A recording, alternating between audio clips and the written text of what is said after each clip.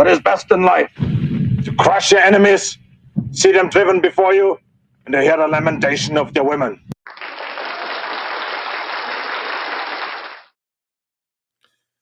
All right.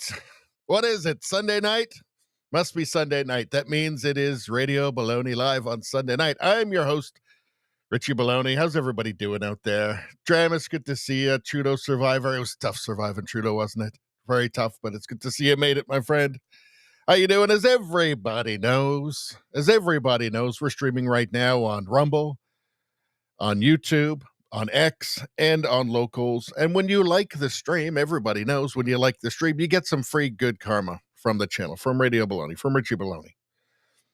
But when you get the first one and the second and the third, and as you keep going down the line, you get extra. You get extra. The first one, though, it could be 2, 3, 4, 5, 6 times good karma. Who knows? It just depends. Maybe it depends on whether it's raining out or not. I don't know. I don't keep track of these things. I don't even make the rules. Trudeau Survivor got number one on Rumble. I'm going to say that is quadruple good karma. A quadruple good karma. That means the second like will be triple good karma, third will be double, and it'll go down from there.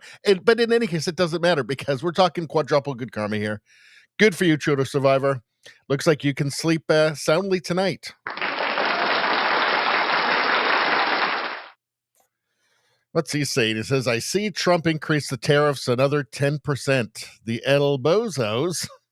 I like that. The elbozos. The elbows up elbozos don't know when to quit. I think at this point that Carney doesn't even want to get a trade deal. I think he sees it as politically useful to him. I think maybe they're looking towards the next election. They want to use, the orange man as the boogeyman again. See if Canadians are stupid enough to fall for it again. You see Carney's, well, first off, Carney knew absolutely what Doug Ford was doing. He knew about it. He could have told him, hey, don't do that. There is nothing more predictable than Trump is going to punish us in some way for this.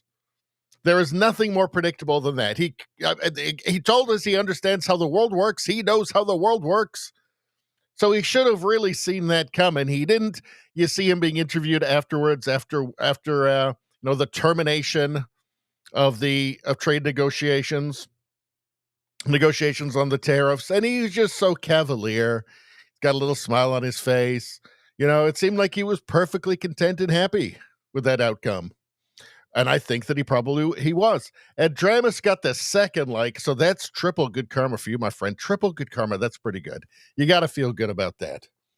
Early bird gets the worm, or the karma, as it were in this case. All right. What are we going to talk about tonight? Well, we got some Pierre Poilievre. We got some Canadian news. Of course, we've always got Canadian news.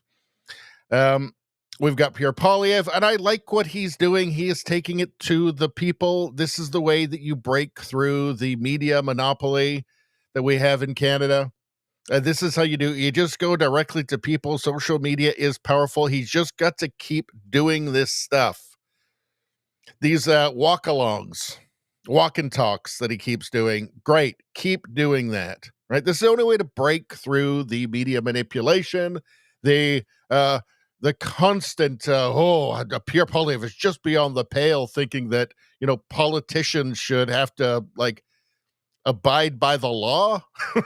Apparently just beyond the pale. That's Trumpism. That's Trump. Scary Trump. And by the way, we've completely forgot all about the Biden years. Pierre is divisive for not agreeing with Trudeau and Carney all of the time. It's divisive. The leader of the leader of the official opposition is divisive. Could you imagine such a thing? Anyway, we're going to talk about that a little bit. So we've got a fake poll coming out. These EKOS polls. I'll tell you all about why that's not real.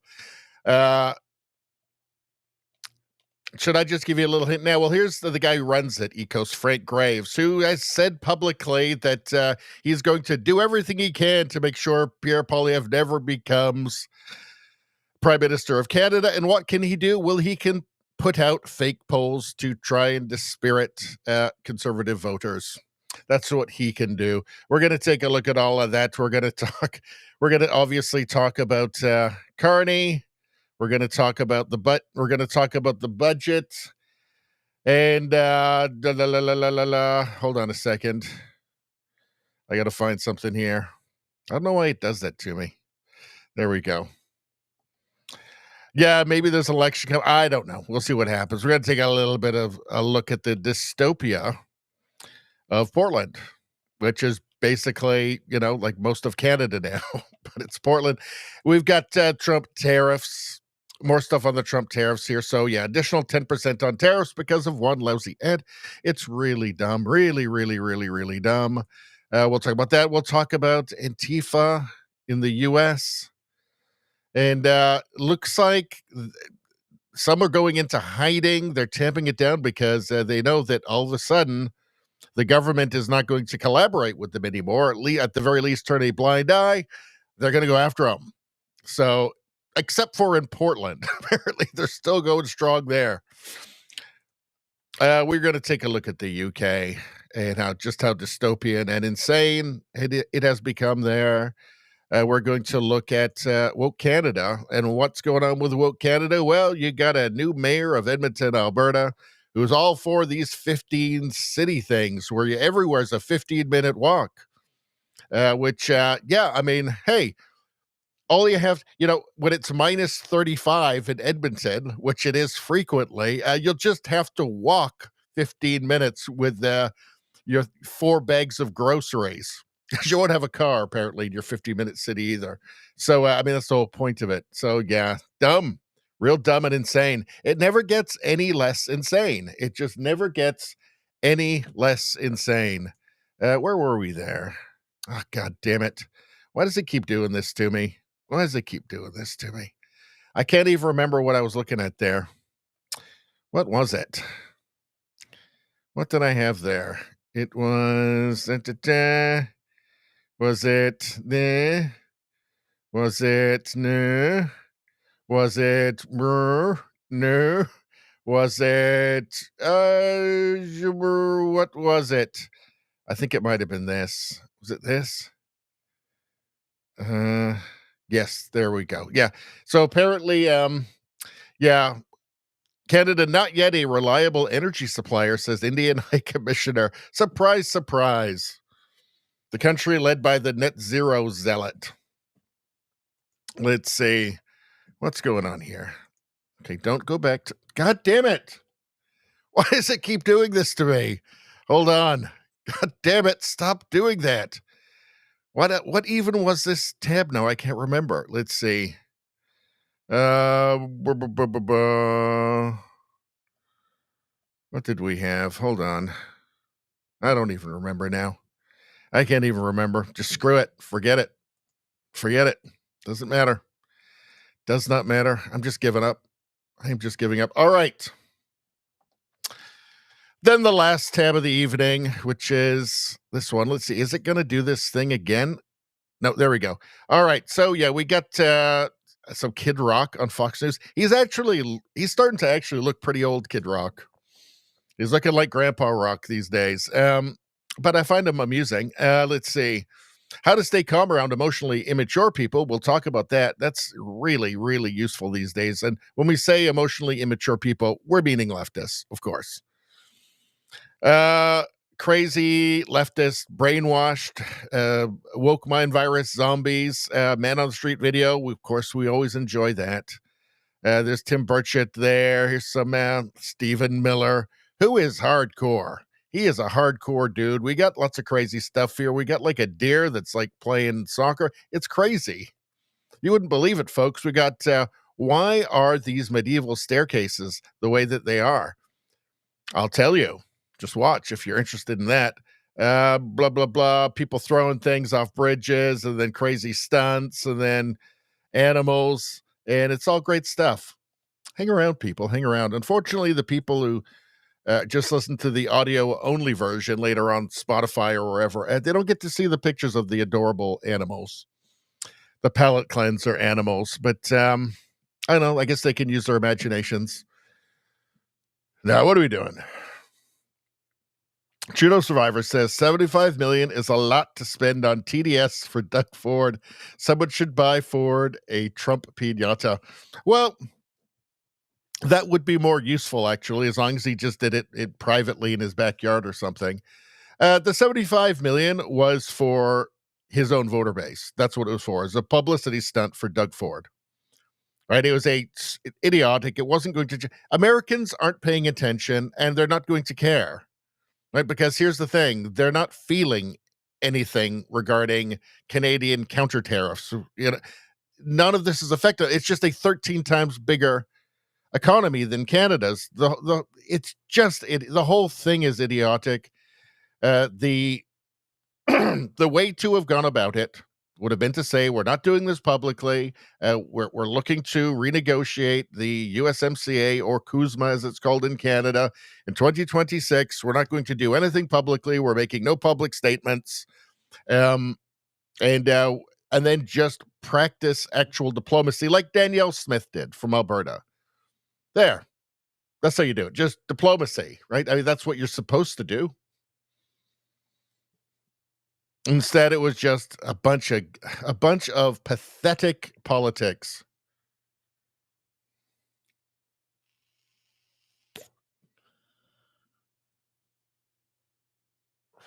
Let's see. Elf Support says, Richie, the icon on your channel has a red circle around it, so it's not obvious when it's live under the following tab of this site. That would be Rumble. It lights up with red, stands out for other channels. Well, that's an excellent. Well, thank you very much for. I did not know that.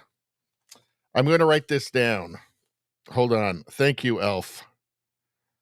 Rumble live. We'll go red. All right, that is something that I've written down, which means I'm going to immediately forget it and never look at the thing I've written down again. And you'll have to remind me of it next stream. Oh, I'll try to remember it. I'll tell myself, you're gonna remember this. It actually is like something that matters for people. People want to know that I'm going live. So it does matter, and it's absolutely 100%, 1000% worth telling me. And I'm telling myself right now, remember, you've written it down. In fact, I'm going to circle it now. Oh, there we go. Circle and underline it 3 times because I know that it's important. And I'm telling myself right now, Richie, you got to remember that. Remember it. It actually does matter. This is something I need to look into. Remember it. Of course, I'll remember it. It's important. And I've forgotten. That's how it works because of my brain. Like longtime viewers of the channel, watchers of the channel know that my brain is broken and it doesn't work properly. I think it's because I put too much stuff into my brain when I was younger, which I don't do anymore, by the way, except for Neocitrin, like everybody. Constant Neocitrin, like everybody, but nothing else. So anyway, my point is, please continue trying to help me, but don't expect very much from me because the whole brain thing, the brain problem. Thank you, Elf. All right. Now, what are we doing? Are there any big stories that you guys want to talk about tonight? Bristlетube, how you doing? What a great place to come in. Are you talking because of the Weather Channel that's on right now? Which is your favorite? Turkey is great. I like Mexico a lot as well. Mexico's got a great figure. Both the Mexico ones have a great figure. Spain as well. Spain, Bosnia, I don't know. I don't know who my favorite is. All right. What do you guys want to talk about? You guys get in it? Because I don't have that much news actually here. So we could do some extra stuff. Do you want to go through some random stuff on X right now? Just kind of like what's there? Because I think this tab here I lost. So we could just take a look at what random stuff.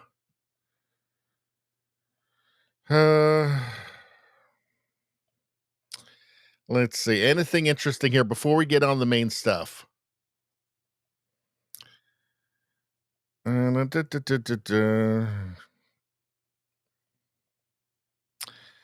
have we got here? Is there anything that just immediately strikes me as interesting? What's this here? Bill Maher. The issue now that Andrew Cuomo is bringing it up in New York is that Zoran Mamdani is a Ugandan citizen. Uganda is a country where they kill homosexuals.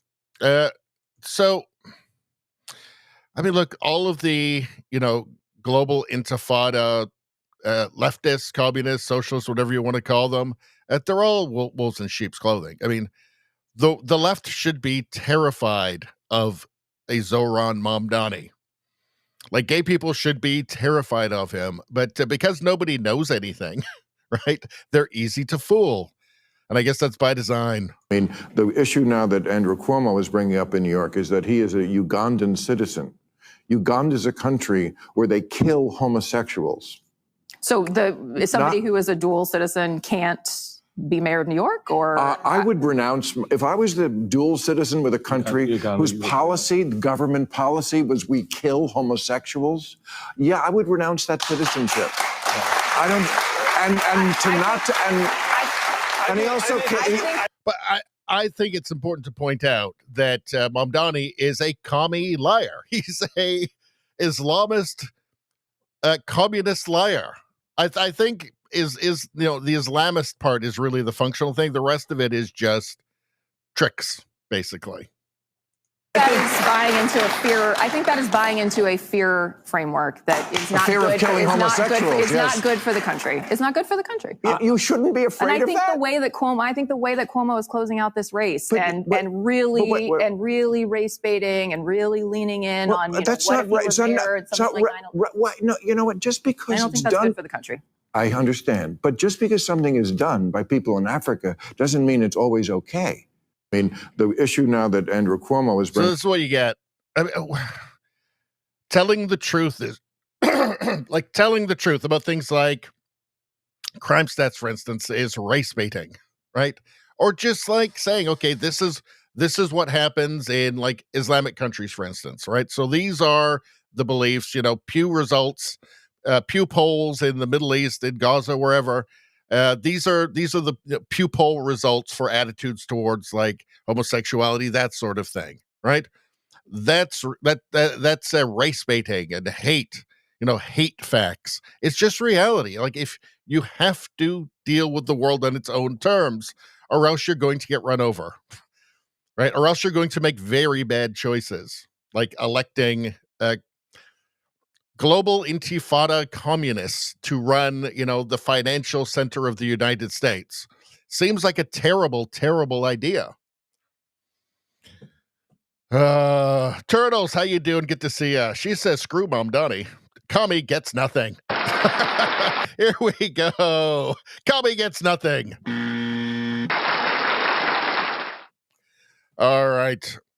Let's, yeah.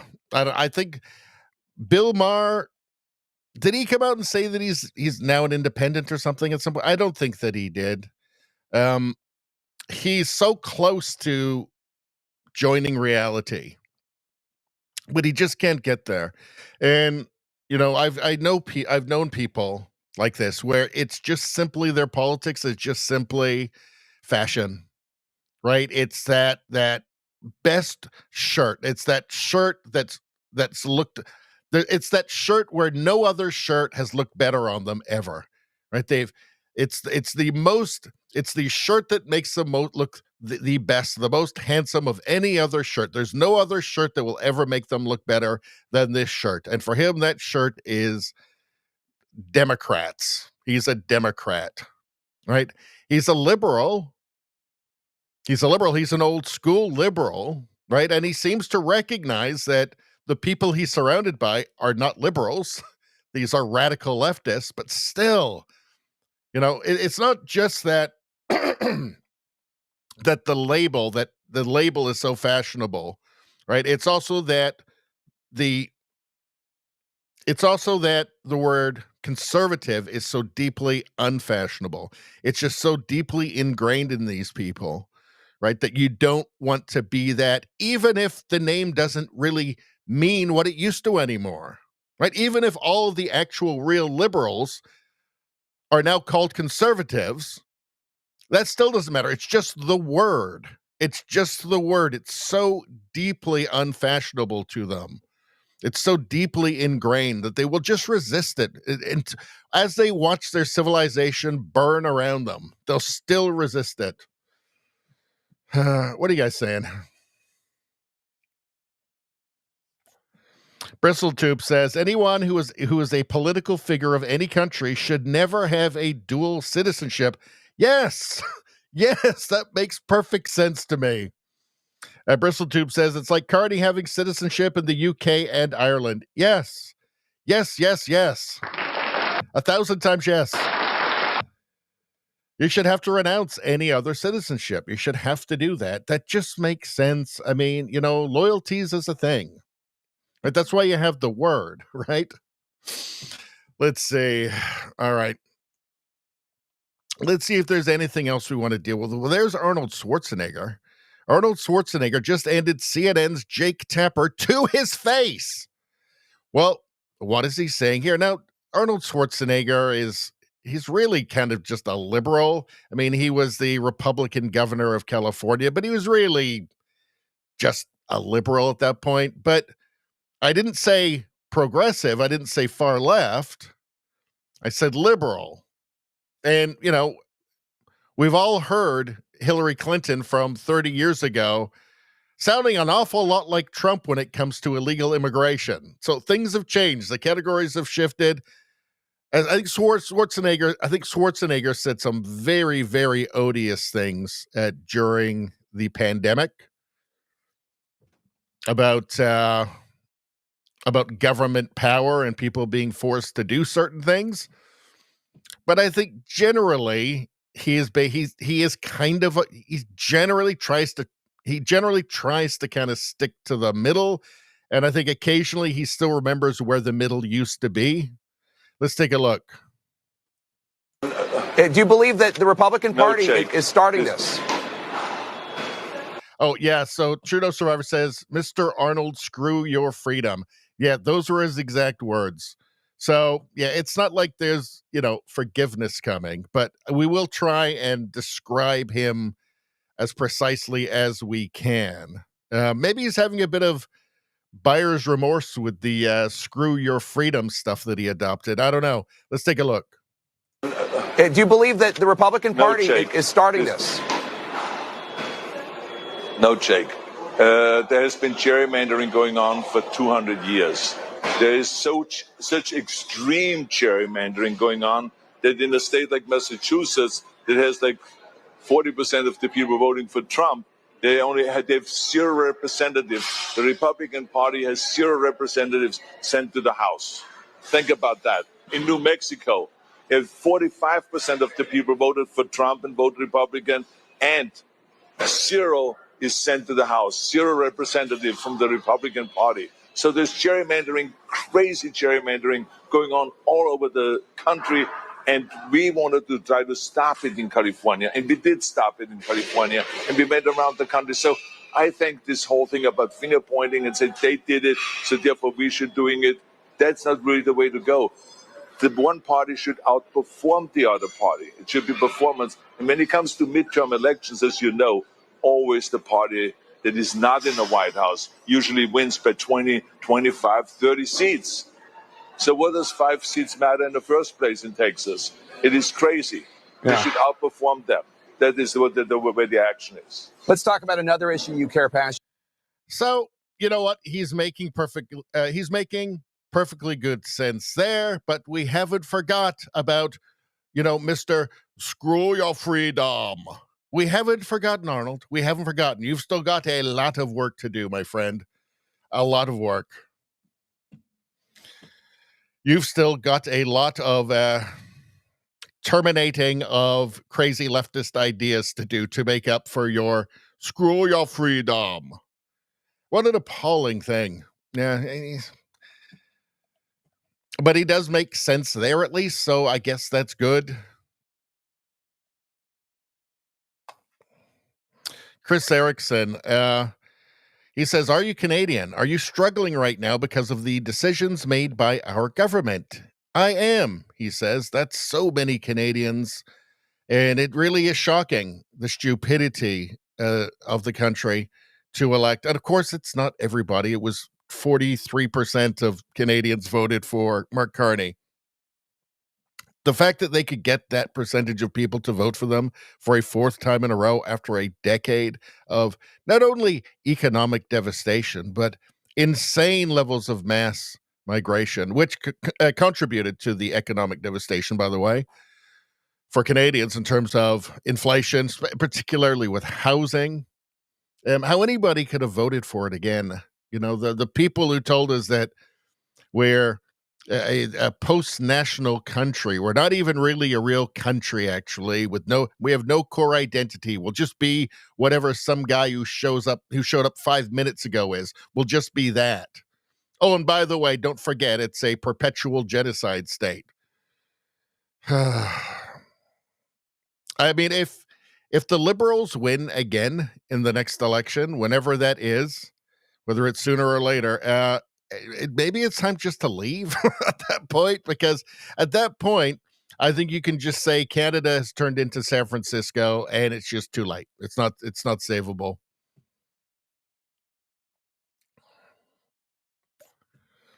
Cat Canada, Ezra Levant. So this is Rebel News here. And the conversation here is a lot of Canadians are suspicious as to whether or not Mark Carney actually wants a trade deal or if he just wants to keep using Trump as the bad guy. And that's why he keeps making the idiotic decisions, like, for instance, the recognizing the Palestinian state thing, for instance, a huge mistake, especially as it turned out, a few weeks later, Trump had this whole peace deal thing that was going on. And then you have the Doug Ford ad being run in the States, the Reagan ad, which Carney absolutely knew about, could have said, don't do it, Doug, because those two are thick as thieves. They love each other, right? It's a mutual admiration society. It makes you wonder. It really makes you wonder exactly what's going on. I think it looks to me like Carney does not want a trade deal, and not because he thinks it'll be in the best interest of Canada. He thinks it'll be in the best interest of himself, politically, and I think also in terms of his utopian, dystopian net zero goals. His plan to turn Canada into a net zero laboratory for his World Economic Forum pals. Let's watch this. What if Doug Ford and Mark Carney actually want a battle with Trump? Because domestically, it keeps enough people voting liberal or for Doug Ford or whatever. In the coming recession, Ford can blame Donald Trump for all the hardship as opposed to his weak leadership these past years. Carney can say, I've always told you we have to pivot towards China. We have to decarbonize, deindustrialize. Sorry to see so theory one, whoa, they're getting bad advice, but they really want to help Canada. They're just doing it wrong. Theory two, they actually want Trump to punish us, to tariff us, to move the auto sector down there, to devastate our economy. The worse, the better. So they can say, Trump did this to us. Never vote for Pierre Poilievre. He's too Trump-like. Vote Mark Carney. Vote for Doug Ford, the Trump fighter. Like, theory two is that these guys are not so stupid that they realize calling Trump a tyrant will irritate him. They're not stupid. They're just too clever. Well, I could see from the perspective of Ford, I think he wants to be I suspect, I'm not a mind reader, but I suspect he probably is his ambitions rise above just being premier of Ontario, and he'd like to be the leader of the Conservative Party of Canada. And and Ontario is absolutely crucial for that. He wants to be prime minister, and Ontario is crucial for that. And he is popular there. Of course, there seems to be a coordinated campaign to smear Pierre Poilievre, especially now with the leadership convention coming up, leadership review coming up. Yeah, it all just feels awfully fishy, right? There's a coordinated media campaign to smear Pierre Poilievre right now. They're going after him hard. It all feels like it's a big plan. It's all coordinated. Let's see. I wonder if that's even possible. If the media, I wonder if you've got, political parties. Doug Ford seems to hate Pierre Poilievre anyway, but it feels coordinated to me. It feels coordinated to me. All right. Let's get to the chat for a second, and then we're going to get into the planned news. Let's see. Bristletube says common sense died a horrible death. It did. Yes, it's true. Maybe we can revive it, though. Bristle said, I became a conservative by standing still and watching the left, as so many of us did, actually. Bristle, so many of us did. Now, I've subsequently, I think, moved right on some things, but I certainly would have been, I would have absolutely have been a moderate conservative 10 years ago, 15, certainly 20 years ago. Now, of course, if you don't think that, the cure for childhood depression and anxiety is to chemically castrate them and put them into a life of permanent medicalization. Apparently that makes you far right now, but it used to be a pretty moderate position. One might say a sane position, the only sane position, which of course that is still the only sane position. But in any case, Turtle says Mamdani can't be in charge of 235,000 employees. We'll probably give them all raises. They'll pay them $1 million a year each or something. Let's see. And then he'll tax them at 99%. Bristletube says it's all coordinated. Well, it's just, to me, it is unlikely that you would have seen, for instance, the Biden administration policies were basically the Trudeau policies. You've got the Labour Party in the UK now, although the Conservatives were about for 14 years before Labour got in the UK. And that was, if we're talking about immigration particularly, all the same thing. In fact, across the Western world. And it just seems, and in the case of Biden, it was illegal immigration. Canada, legal immigration. UK, it's mostly legal. You hear a lot about the boats showing up, but it's mostly legal immigration there. So it just seems unlikely to me that just every leader just decided to do that, unleash that on their populations all at the same time. I think it is coordinated as well. Let's see. Izzy, how you doing? Late again. I didn't even notice. No offense, but like number 5. So let's see. I'm going to award 1.25 good karmas for like number 5. There you go. That's pretty good. All right. Turtle says propaganda. Nothing but. Let's see. Rosie says, how you doing, Rosie? Howdy. I am wearing a hat with the price tag. Guess who I am? Guess who Rosie is? Price with a hat with the price tag. I don't know, isn't that something like rappers used to do? Are you Tupac? Let's see. Turtle says 4th like here. So let's see. Let me go through. It was a quadruple tonight. So that means second would have been 3, and then third would have been 2, and fourth would have been 1.5. That's 1.5. Very, very potent good karmas right there.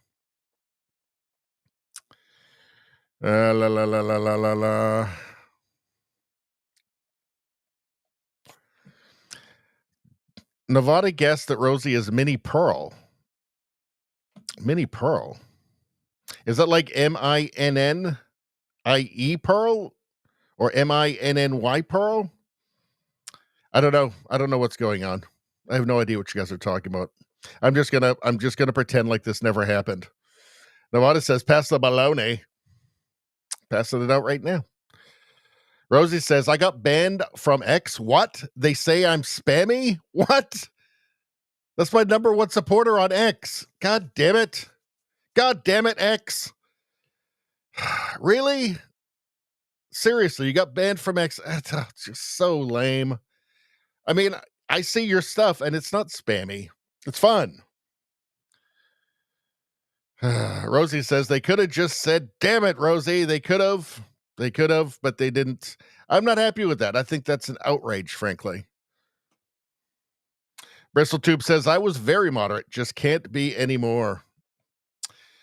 Well, I mean, the thing is, it doesn't matter what you are. If you're one step to the right of Lenin, you are far right now. They're going to call you that. The news will call you that. All of the teleprompters on all of the evening news will all say that you're far right. Regardless of what you are, as long as you're not a frothing at the mouth radical leftist, right? You're going to be called far right anyway.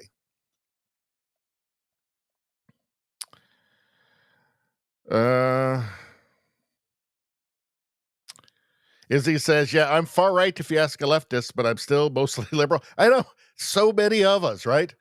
But when we say liberal, we're talking about, we're talking about like classical liberal, right? Which is free markets, for instance. It's individual rights. It's free speech. Nevada says, Baba Bosnia. Bosnia is great. Let's see. JJ Nevada just made, this is such an important thing here. JJ Nevada says, I just hit the like button. Everybody hit the like button to get your free good karma. Come on, people. Why would you not? I mean, in these troubled times, can you afford not to? I heard a bunch of people didn't do it and they died, right? Pretty bad. I mean, I don't know if there's any correlation there or if that happened at all, and it didn't. But you know what I'm saying? Better safe than sorry.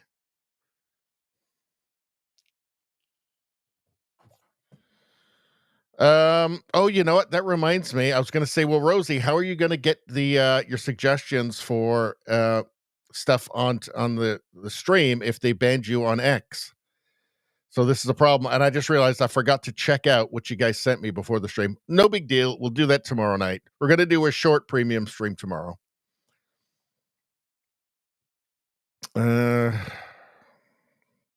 Nevada says, Rosie, it's a badge of honor.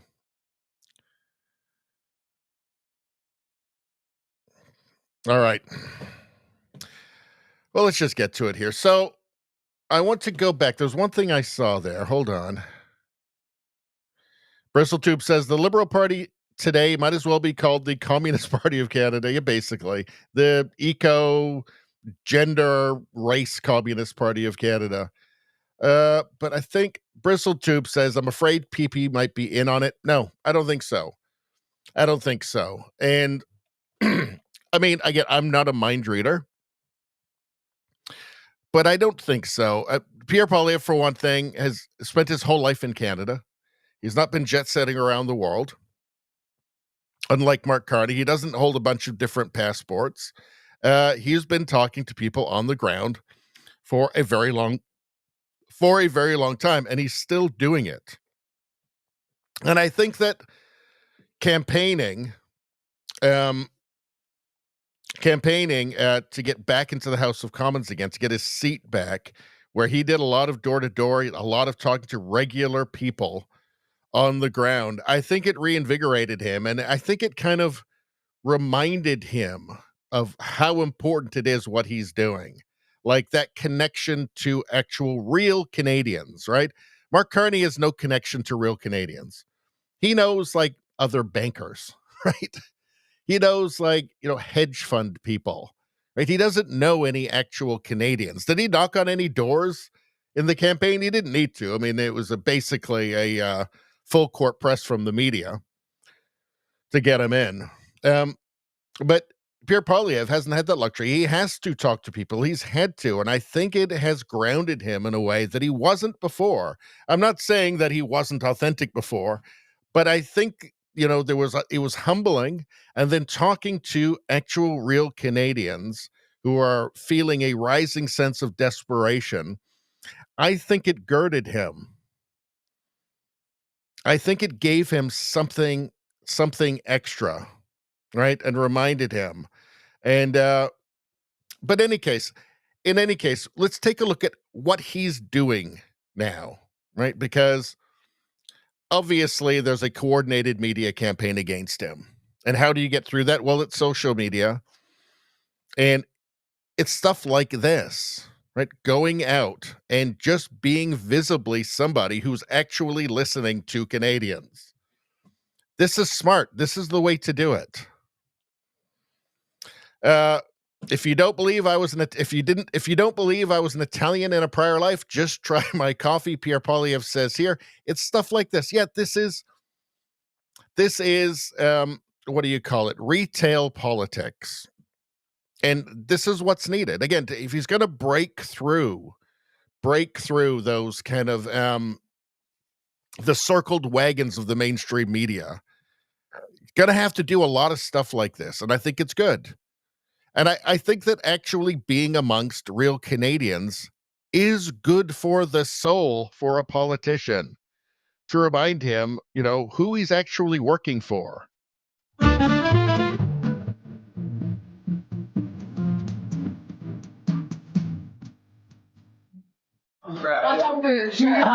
Yeah. I'll make your coffee. What do you want? All right. Coffee maker. Troublemaker, we even? Make it nice and clean. Yeah, make it nice and clean. Get it all out of here. Pure one. Coming right up. Just a little trick. Look at that at the top. Just a little See, trick. it's flattened out, but then you've got a little bit of loose at the top. Sometimes I tap it a little bit though. Is that even? There we go. He'll get it. Get that coffee. We're gonna get a little bit thick at the bottom. Ah, I see. So now it's gonna be nice and.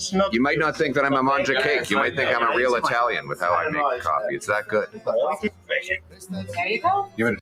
A big part of this is just showing that he's not uncomfortable around humans, right? Amongst non-elitist humans.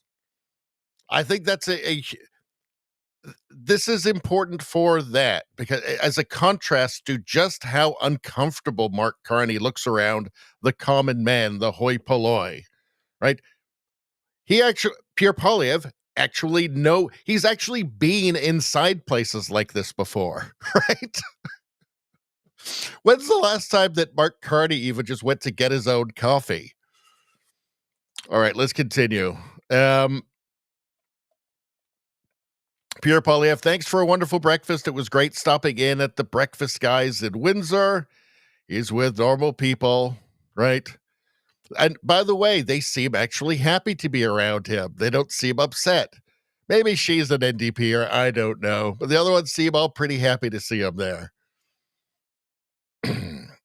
How about this? Again, this is a normal person. Pierre Poilievre is a normal person. Let's take a look at this. What do you think about the no income tax for 65-year-olds and older people who pay taxes? I'm 62, so I'm getting close. I love it. I mean, we got to get rid of it for everybody. I mean, I'd love to see that happen. We have to find the money before we can. Of course. Give that kind of a break. But I'm lower the taxes, the better. Yeah. Income tax were a temporary measure in World War I. They're still there. So, get the country thriving first. But even if we lowered them across for everybody, that would be. We forget about that. Income tax was supposed to be a temporary measure. Yeah, so when the government says, well, it's just temporary, temporary usually means, well, at least 100 years. More like 1,000. But again, you see, everybody actually seems pretty just comfortable and relaxed around him. And he's the same way. He's just used to hanging out with people. He's actually normal, is the thing. He doesn't look at them as just numbers on a spreadsheet. Like, I don't know, somebody like, I don't know, a self-proclaimed elitist, globalist, technocrat central banker might. Wonderful. We will. We all know how hard it is now. Yeah. I was knocking on doors and this lady said to me, I think you need to do more for our seniors. And you need to give more to our seniors. And she said, and I think you also need to give more to our young people. And I said, well, what about the middle-aged? She said, yes, give them some more too.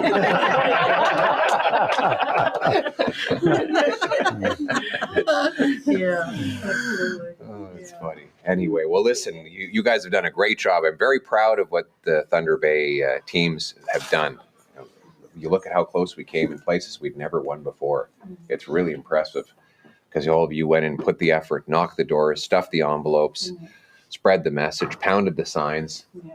So drilled and pounded the signs. You have to. Into the frozen ground. So, campaign workers, right? And he's just hanging out with them, and they seem pretty comfortable with him. How many campaign workers did Carney meet with? How many?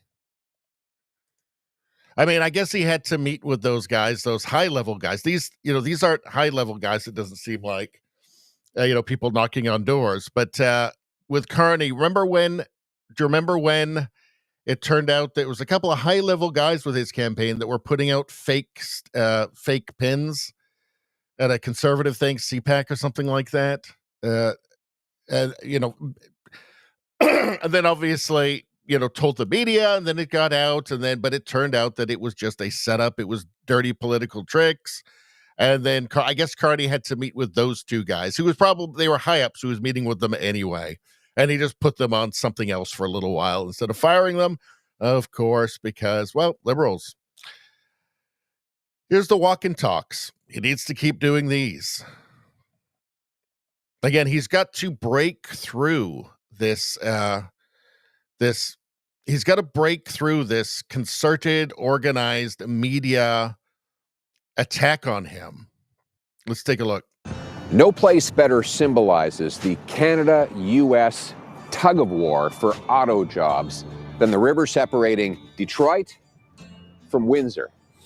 A tug of war that has intensified as President Trump has made clear he wants our auto sector and our auto jobs. Now, of course, Mark Carney promised that he could, quote, handle Trump, that he could, quote, negotiate a win, and that he would have a deal by July 21st. Well, here we are. It's almost November, and there's no deal, no win, no elbows, and increasingly, no jobs. In fact, the Prime Minister promised that he was going to build an all-in-Canada network of automotive production. And since that time, what we've seen is the tragic loss of so many jobs. Just recently, Stellantis announced it was moving operations from a 3,000 worker plant in Brampton. And of course, there's been about 1,000 workers who lost their jobs at the Carney plant in Ingersoll, and another 700 workers in Oshawa that have lost their jobs. Meanwhile, GM has announced that it's making $4 billion of investment in the U.S. Stellantis, $13 billion of investment. That's money leaving Canada to go to the United States of America, making them richer and us poorer. It's just like Donald Trump said when he said that he wanted to lure foreign companies into the United States and foreign investment into the United States, particularly manufacturing. He was open about that, and he's getting exactly what he wanted. You want to know why he wanted Mark Carney to be prime minister? You want to know why he endorsed Mark Carney, Trump? That's why. What Pierre Poilievre just said, that's why. But in any case, this is the sort of thing that Pierre Poilievre has to do, right? Because the social media is very powerful now. It's becoming more powerful every single day. And this is how you break through the lies and the obfuscations of the mainstream media, who is partisan and knows which side it's on. Let's see. Here, Pierre Poilievre will be hosting a meet and greet with Canadian youth in Toronto to hear this generation's concerns directly. Jinglai, hey, is it he? Jinglai, he? I don't know. Seems like a good fellow, though. But this is smart, too, considering Mark Carney's weird word salad speech the other night, the pre-budget speech, I guess trying to soften everybody up for it. Talking about how, young people are going to have to make sacrifices, more sacrifices. I mean, these are ballsy words from a guy leading a party that has sold out young Canadians down the river, has just literally sold out their futures, intentionally so, knowing what they were doing with the doubling the national debt, with the mass immigration, making housing unaffordable for them, stealing away that Canadian dream from them, which was stolen away in a decade. Canada was a different country. The young Canadians had a different future pre the Trudeau reformation of the Liberal Party. So this is smart and it's good. Holding youth events. Keep talking to people. All these clips will get on the internet. They'll be on X. They'll be on YouTube. Keep doing this. This is exactly what Pierre needs to be doing, and I'm glad he's giving my generation a voice. Yes. No more sacrifices youth event. Good. I feel very bad and very worried for young Canadians because they have been sold down the river. And I think that for those liberal boomers who have happily, joyously sold them down the river along with the Liberal Party, they need to consider what happens when these young people take over the country. And if they're still going to be around, are they still going to be around? Because they're going to be angry.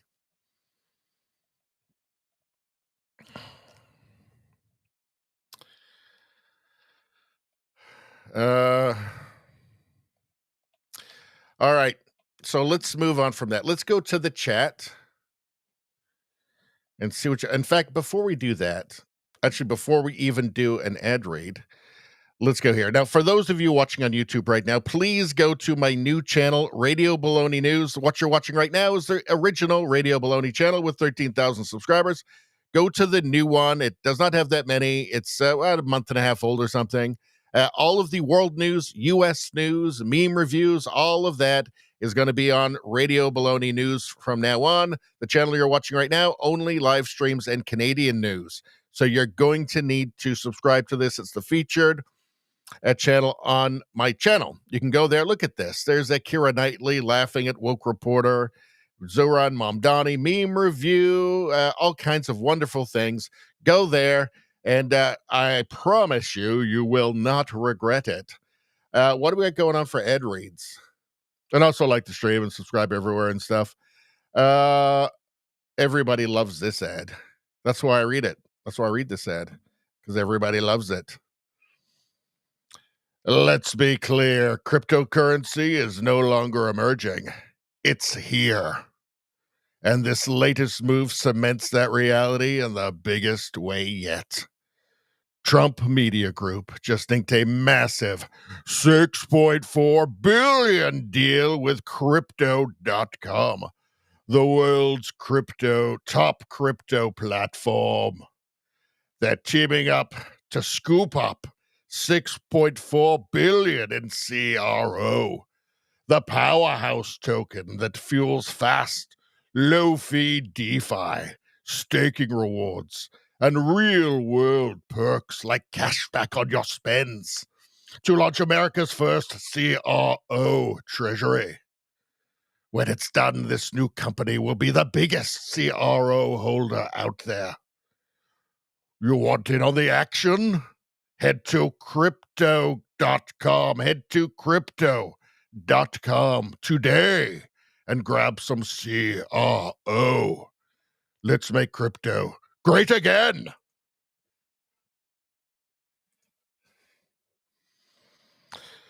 Beautiful ad. I think I gave that ad everything I have because I believe in it and I think it's beautiful. And sure, my accent was kind of all over the place there, but it deserved that. It's too good for just one accent, for a consistent accent all the way through. That would be selling it short. Let's see. All right, now chat. Let's get to the chat. Lots of chat. Lots of chat. Let's see. What are you guys saying? There's a lot of chat going on.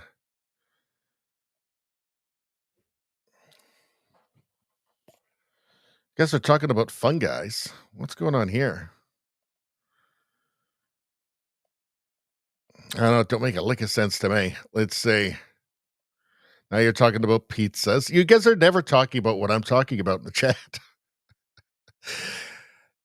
I wonder sometimes, do you guys just have me on mute and then you just have your chat conversations and then you only look at the screen when the weather show comes on? I don't know. Let's see. Bristletube says, I like Jamil Giovanni. I think he's great. I think he should have a big role in the Conservative Party. Bristletube says, hit the like for you. What a beautiful thing to do. What a great thing to do. Be more like Bristletube, everybody. Let's see. Bristletube also says, that was a good analysis, which is probably the smartest thing anybody has ever said. I'm just going to say that. Nice. Now we're talking about fur coats. I don't know what that means. Trudeau Survivor says, we need to see the Carney pancake flipping. Oh, yeah, that didn't go well. How do you know the guy's never flipped a pancake before? Should we try and find it? Let's try and find it. Let's do it. Let's see if we can. And we're not going to spend like an hour trying to locate that clip, but if it comes up right away, we'll do it. Carney pancake flipping. He doesn't seem like a man who's comfortable with his body, Mark Carney. Let's see if we can find it. Oh, here we go. All right, let's do this. Carney couldn't even flip a cooked wad flop. Let's check it out. I'm going to turn that music off. All right, let's see.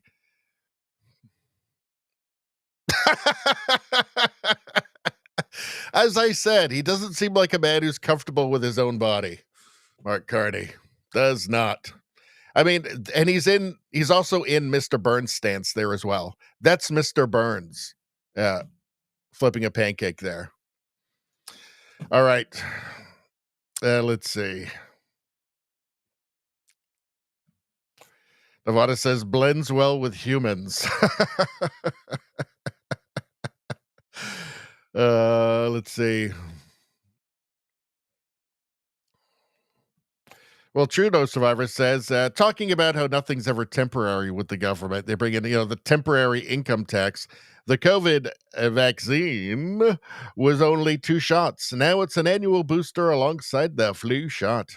People are still getting that for some reason. Let's see.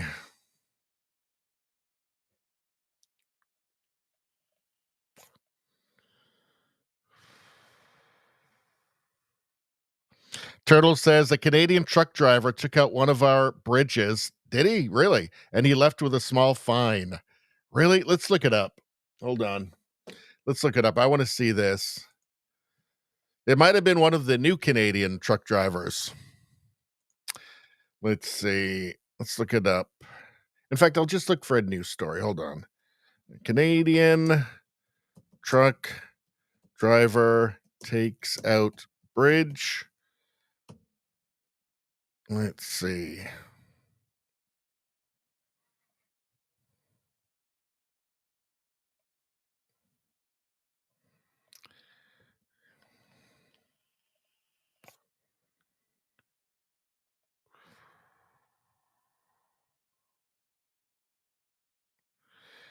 Was it the Gordie Howe Bridge? Was it that? No, that's not it. That's something else.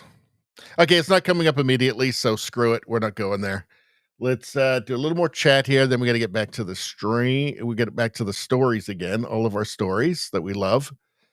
JDL makes a great point here. I mean, so salient, so important. Hit the like button. JDL says, hit the like button. Listen to JDL. Everybody be like JDL. Let's see. Spambot, good to see you. Better late than never.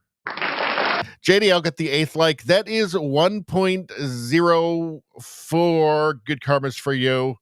Enjoy it, my friend. Spambot was apparently stuck at the grocery store. One checkout line. It took an hour just to get out of the damn store. Why does that even happen? Why does that happen? I hate that. We've all been there, and we all hate it. Bristletoop says, you will own nothing and be happy. Well, that's Carney's plan. Rosie says, all of you make me feel better that the ban is a badge of honor. Thanks. Well, I got to say it is, Rosie. And I'm pissed about this. I don't, I followed your stuff. Yeah, it just seemed normal to me. Ugh.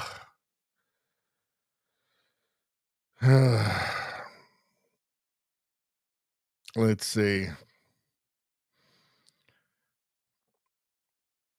Rosie says, if I can, I will send from husband's account on X. Okay, good. Thank you, Rosie. Because I still want to get your stuff. Although I did forget to check before today's stream, but we'll get to that tomorrow.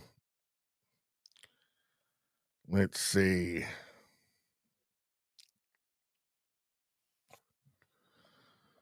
Izzy says, I'm sure he thinks pancake flipping is for the servants. Yes, because that's what's always happened for him. It's always been servants flipping them. Although, has he ever even had a pancake?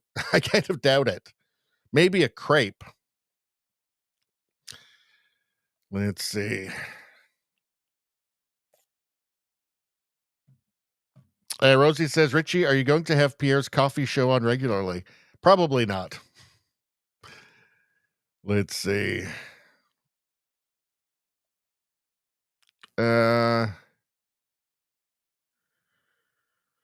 Bristol says they stayed the charges on 3 new Canadians charged with murder. Yes.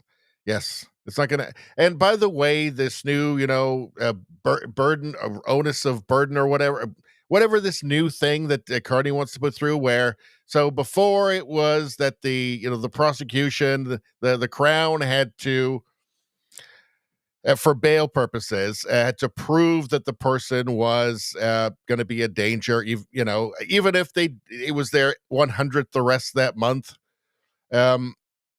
Now they're saying that, they'll make it so that actually the defense has to prove that, they should get bail. It doesn't matter because the judges are all activists anyway. You just need to actually change the law, change the bail law. That's not going to happen because the Liberal Party of Canada is a radical progressive party full of radical progressives. So it's not going to happen. All right. So I want to show you some of the, I guess just bias in Canada.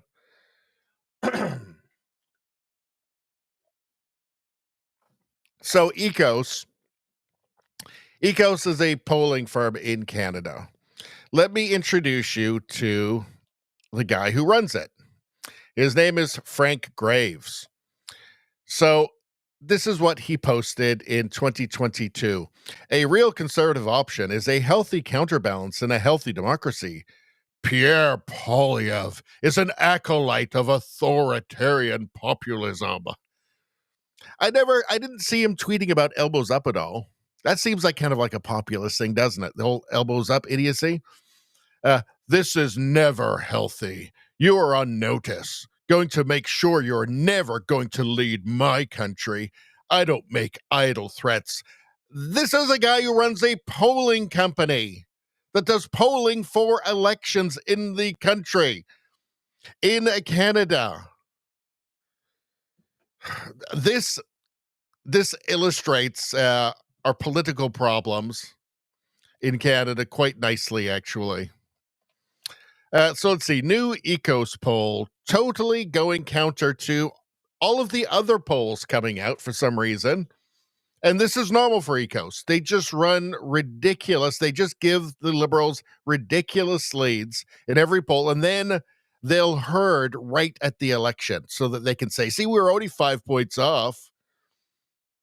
That's the trick that they do, right? So that they can say, oh, no, we're actually, fairly accurate. But they'll spend the entire election trying to dispirit and demoralize conservatives. And then right at the end, they'll bring it a little closer. from Charest is posting this. It's the new EKOS poll. Liberals 43.5%, conservatives 32.4%. That's ridiculous. That's not real. And this is counter to all of the other polling that we've had coming out. This is just not real. This is another fake EKOS poll. Fake EKOS poll. Yeah, here we go. It's not real. It's not real. I want to show you something here. So Charest said, or Charest, I don't know how you say it. The EKOS poll conducted in September had a sample size of 1,614 and a margin of error of 2.4%. The new EKOS poll conducted this week had a sample of 1,199 and a margin of error of 2.2%. Should be close to 2.9. Yes, because it's a smaller poll than the previous poll in September. So it should have a larger margin of error, having sampled fewer people. He asks, how is this even possible? Well, if this is all just political partisanship, that's how it happens. If it's not real, that's how it happens. Right? Let's take a look at this. So here, how do you know that this isn't real? This poll isn't real? Let's see. If a federal election were held tomorrow, which party would you vote for? Let's go to Alberta. They've got 50% of people saying they would vote for the Conservatives in Alberta. That is ridiculous. Let's see. Alberta in the last federal election had 63.5% of the popular vote. Here he's got 50%. That's just not real. When you've got 50% of Albertans in your poll saying they'd vote for the Conservatives if the election were tomorrow, and the election was only back in April, by the way, right?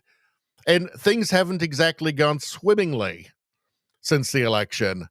That's how you know this is a fake poll. You can just disregard all the rest of it at that point, right? Let's find out a bit more about EKOS research. So here, Vesper posted this. EKOS research polling received 5 times the amount of money from the Trudeau Liberals in 2 years, than the Harper Conservatives in 4 years. It's almost as if there's some sort of financial incentive for them. Let that sink in before you trust another poll from EKOS again. Harper, 270,000. Trudeau, 1.4 million. 1.4 million. So it's something that the Liberals are very happy to do, is spread the money around to the people that it matters. Yeah. So I don't know. It all feels kind of corrupt. I mean, let's see. And again, run by the guy who is saying that he's going to do everything in his power to make sure that Pierre Poilievre of the Conservatives don't win. Let's see. So here is a poll from October 15th from Abacus. CPC 41%, Liberal Party of Canada 40%. Abacus was pretty accurate, not just at the end. The way you can tell a good polling firm is that their accuracy all throughout the election. Because again, there are partisan polls that will just herd at the end. So it looks like they were not as wrong as they actually were all through the election. Yeah. It's because it's actually just predictable at this point. And you can just reliably give the Conservatives, 2-3 points off the aggregate in every election. Whatever the aggregate says, just add on a couple of points. Reliably, you can do that. Here's so from the latest Nanos poll, you've got the Liberals at 39.1, Conservatives 37.9. Nanos is definitely better than EKOS, but they consistently underestimate Conservative report as well by a couple of points at least. And even with the Liberals holding a lead here, the Liberals' vote is no longer very efficient. It's really concentrated into places like Toronto. So, and that used to be, the Liberals used to have a more efficient vote, so they could lose the popular vote, like in the last Trudeau election in 2021, and still get a minority government. That seems to have switched. Latest Nanos poll modeled out, Conservatives would actually win 164 seats. Liberals 144. So let's not get totally black-pilled yet. There's still some hope. And just when you see an EKOS poll, just ignore it. It's really not worth your time.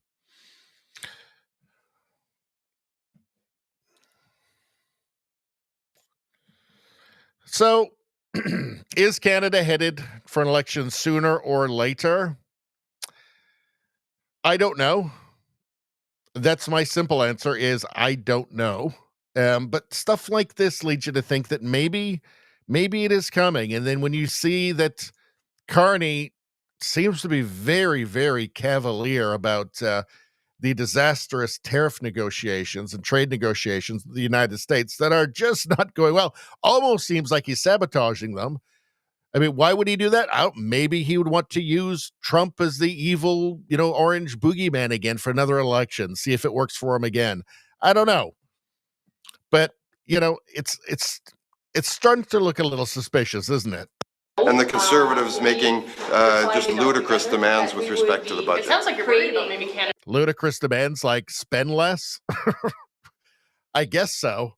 Going to another election. Is that a realistic possibility Canadians should expect? We have a minority government, but we believe we have a mandate. And when I see opposition parties not ruling out the possibility of voting for the budget, that's starting to worry me. But I think it's them that are misreading the mood of Canadians. If an election is necessary, we would obviously, reluctantly, because we don't think Canadians want an election, but election there will be.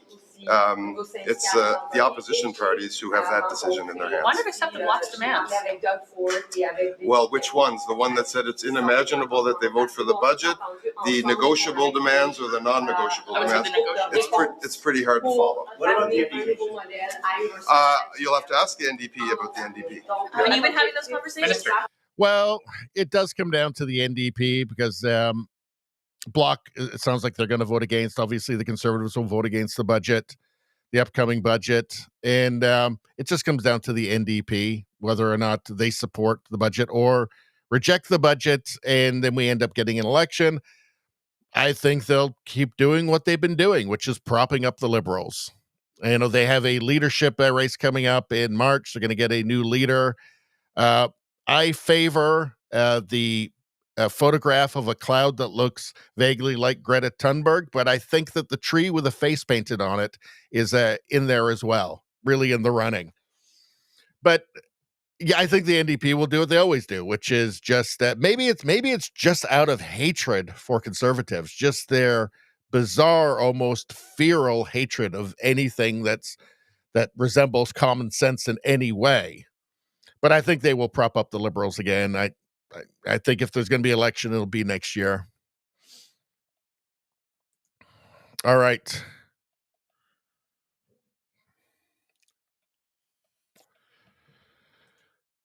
Let's take a look at Portland. Cautionary tale.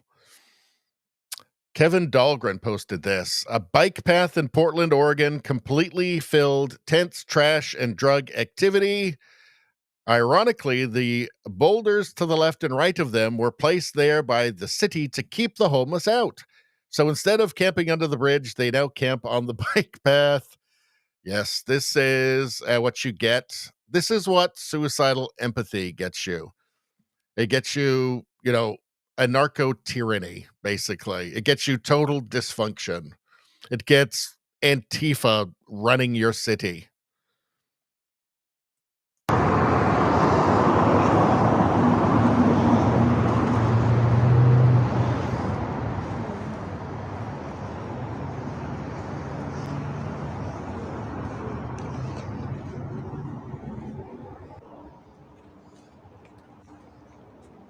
don't forget, this is the human manifestation of the left's empathy and compassion. This is it all right here. This is what they work so hard to create in their society. This is all of the empathy, compassion they've worked so hard to implement and enforce in their society.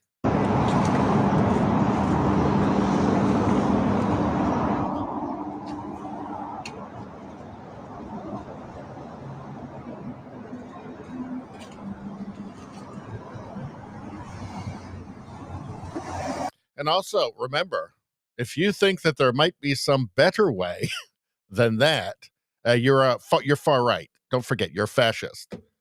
So, be careful. Be careful when you say, I don't know, this doesn't seem like a good way for people to live. Let's see. Oh, this is interesting. From October 21st. So, right after the court allowed Trump to deploy troops to Portland, cleanup crews moved in. The Antifa encampment outside the ICE facility was suddenly cleared out. Isn't that interesting? Perfect timing. This is from David J. Harris Jr. Perfect timing, he says. Streets clean up fast when leadership steps in. So interesting. Do you know what time it is? It's time to clean up. It's time to clean up. It's time to clean up.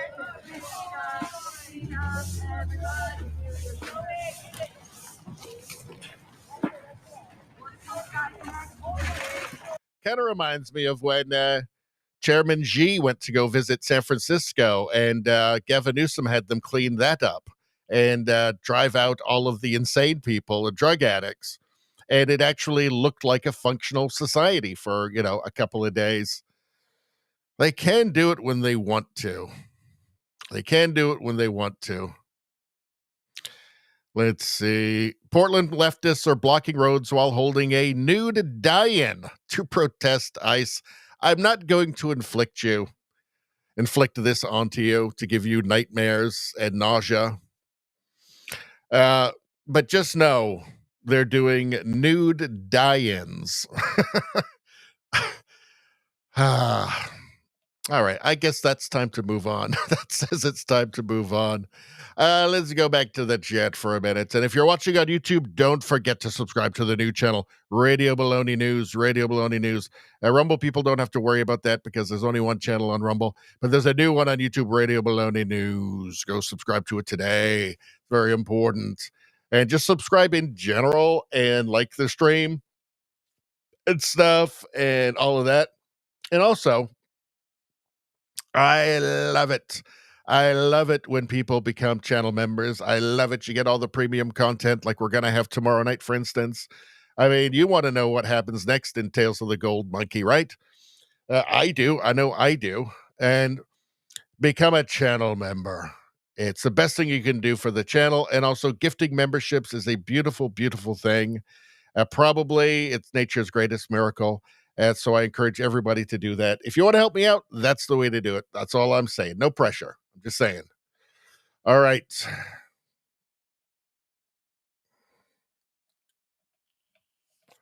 Let's get to the chat. Let's see. Canucks Six Stringer asks, which days do you live stream? I need my stream therapy, and I missed a few recently. We do every Friday night, 7:30 Pacific time, 10:30 Eastern. We do Mondays, every Sunday, every Sunday at 6 p.m. Pacific, 9 o'clock Eastern. We do every Tuesday, 6 o'clock Pacific, 9 o'clock Eastern. And then we do at least 2 premium streams on Mondays a month. And I think it's usually more like 3 premium streams. And I usually take like 1 Monday off from that just because I get tired, But so, usually it's like 3 weeks out of 4. It's 4 streams a week. Friday, Sunday, Monday, Tuesday. And then I take Wednesday, Thursday off from the streaming and just do clip stuff, do editing. Let's see. Tomorrow we will be doing a premium stream, not like a long one, I don't think, like a couple hours, maybe even shorter, but we're going to do that tomorrow. I just want to see more Tales of the Gold Monkey. JDL says, I'm supporting the Blue Jays this go around. I think there's one Canadian on the Blue Jays, I believe. So kind of the States kind of wins either way. There's probably a couple of Cubans on there.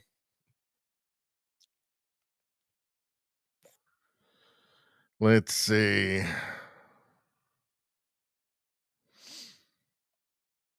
Let's see.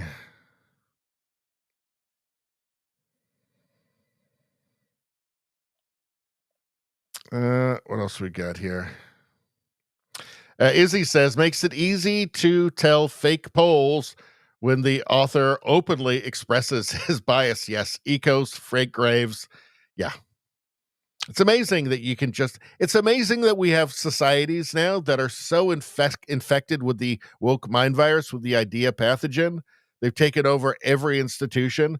So people like a guy a pollster who runs a polling firm feels perfectly free to just as if there's just absolutely no consequences whatsoever to just posting on X that you're going to do everything in your power to prevent Pierre Poilievre from winning, or any politician. That's insane. That should be career ruining.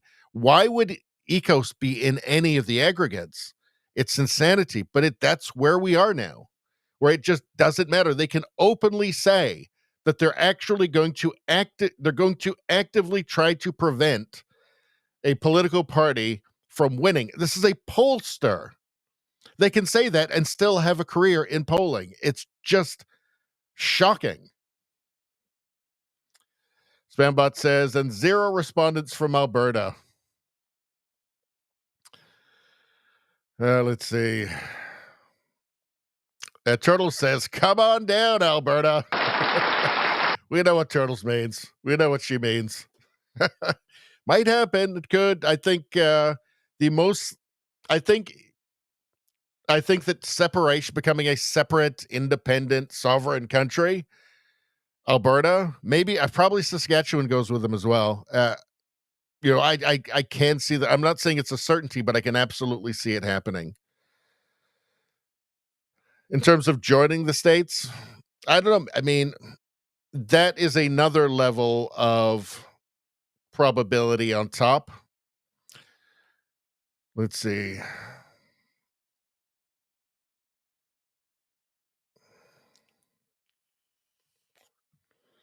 Spambot says Nanos polls mostly in Laurentian areas. Yeah, it definitely has a liberal bias. That's been proven. I mean, you could just look at the history of their polls. It's quite clear.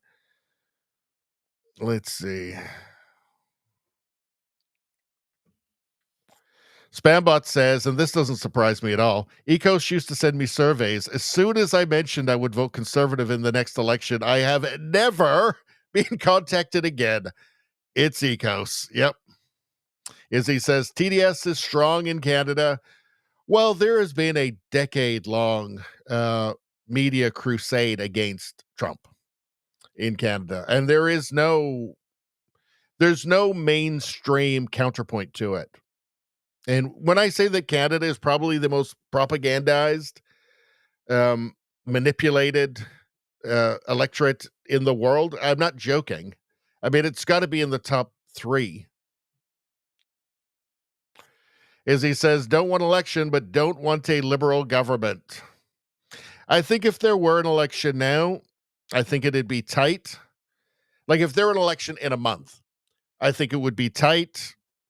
I think there's a chance that the Conservatives get a minority government. But, I learned my lesson in the last election. Don't ever overestimate the savvy of Canadian voters. Of course, I'm not talking about all. I'm talking about, about 43% of them. Well, plus you can add on. It's over 50% actually when you add on like the NDP and the Greens as well. The majority of Canadians are leftists.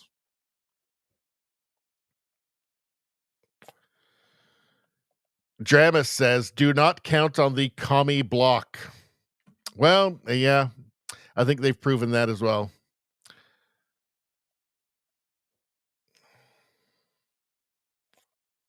All right, I'm going to skip down to the end here because we got to keep moving. Let's see.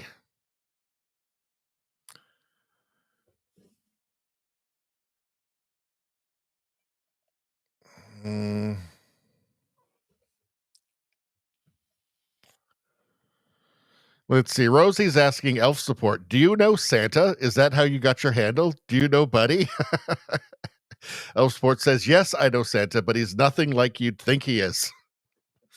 Is he mean? I always suspected he was actually really mean. Let's see.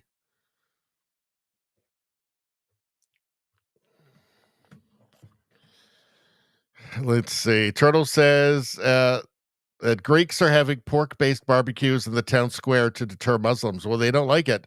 Love bacon and protect your goats. Protect your goats. All right. Let's get going. Was there anything else in here that we wanted? No.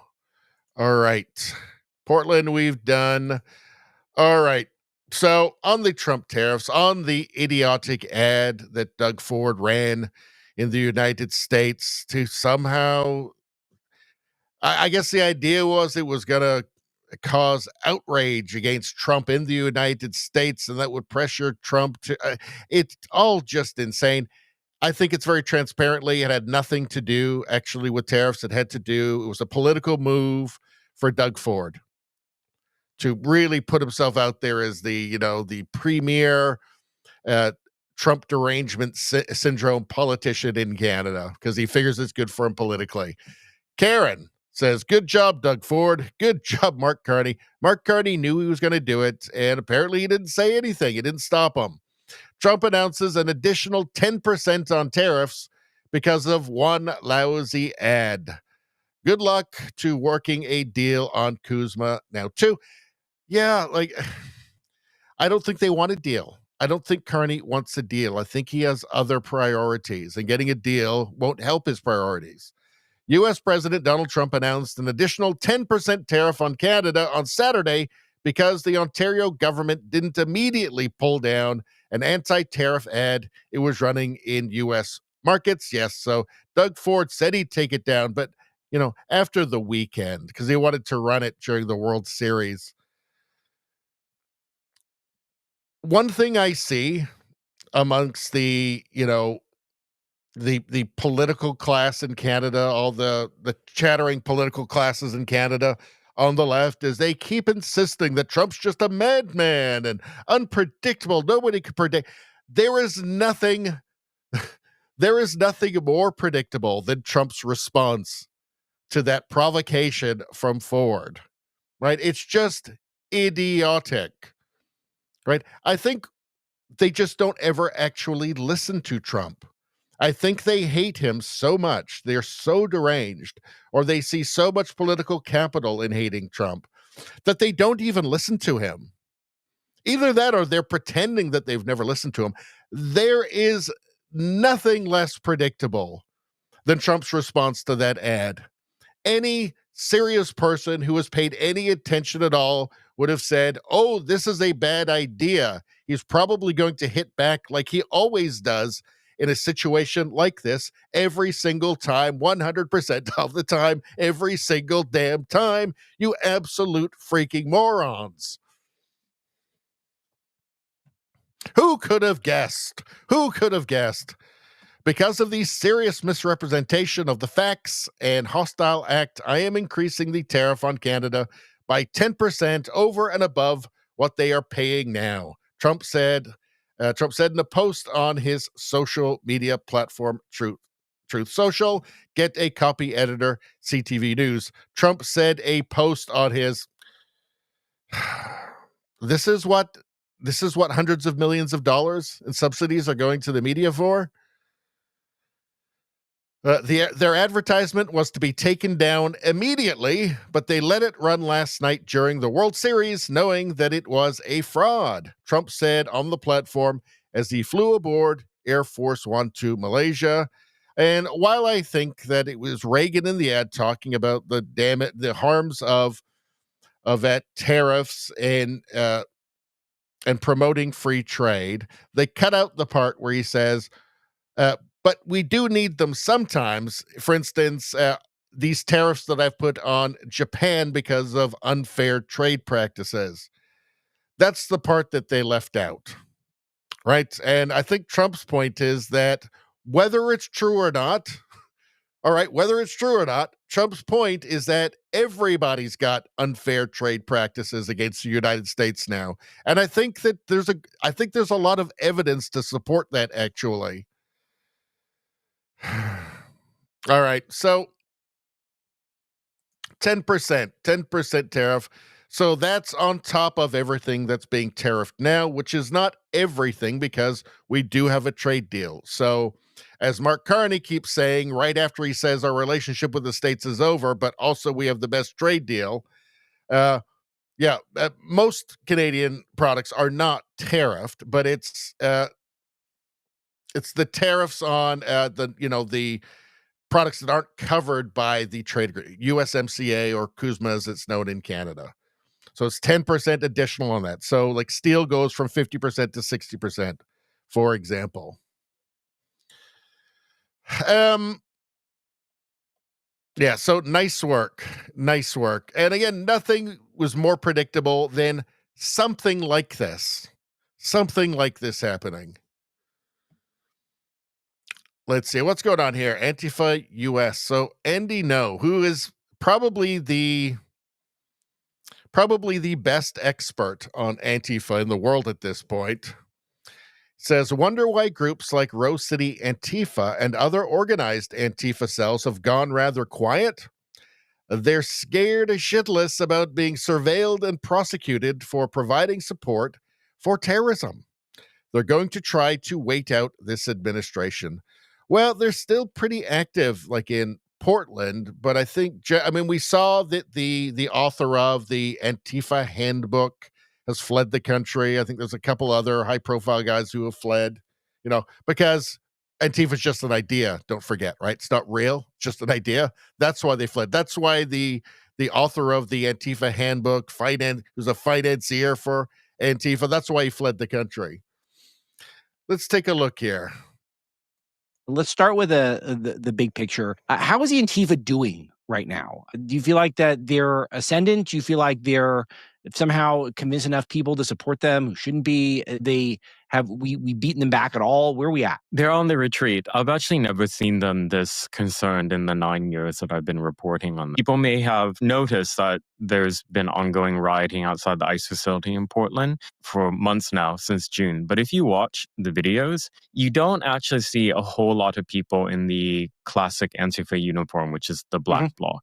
And that's because actually a lot of them have instructed one another to stay away for a number of reasons. One, they do not have the critical mass. They do not have enough people, whereas they did in 2020. Number two, they know that area has a lot of resources and a lot of surveillance resources, and they're really concerned about that.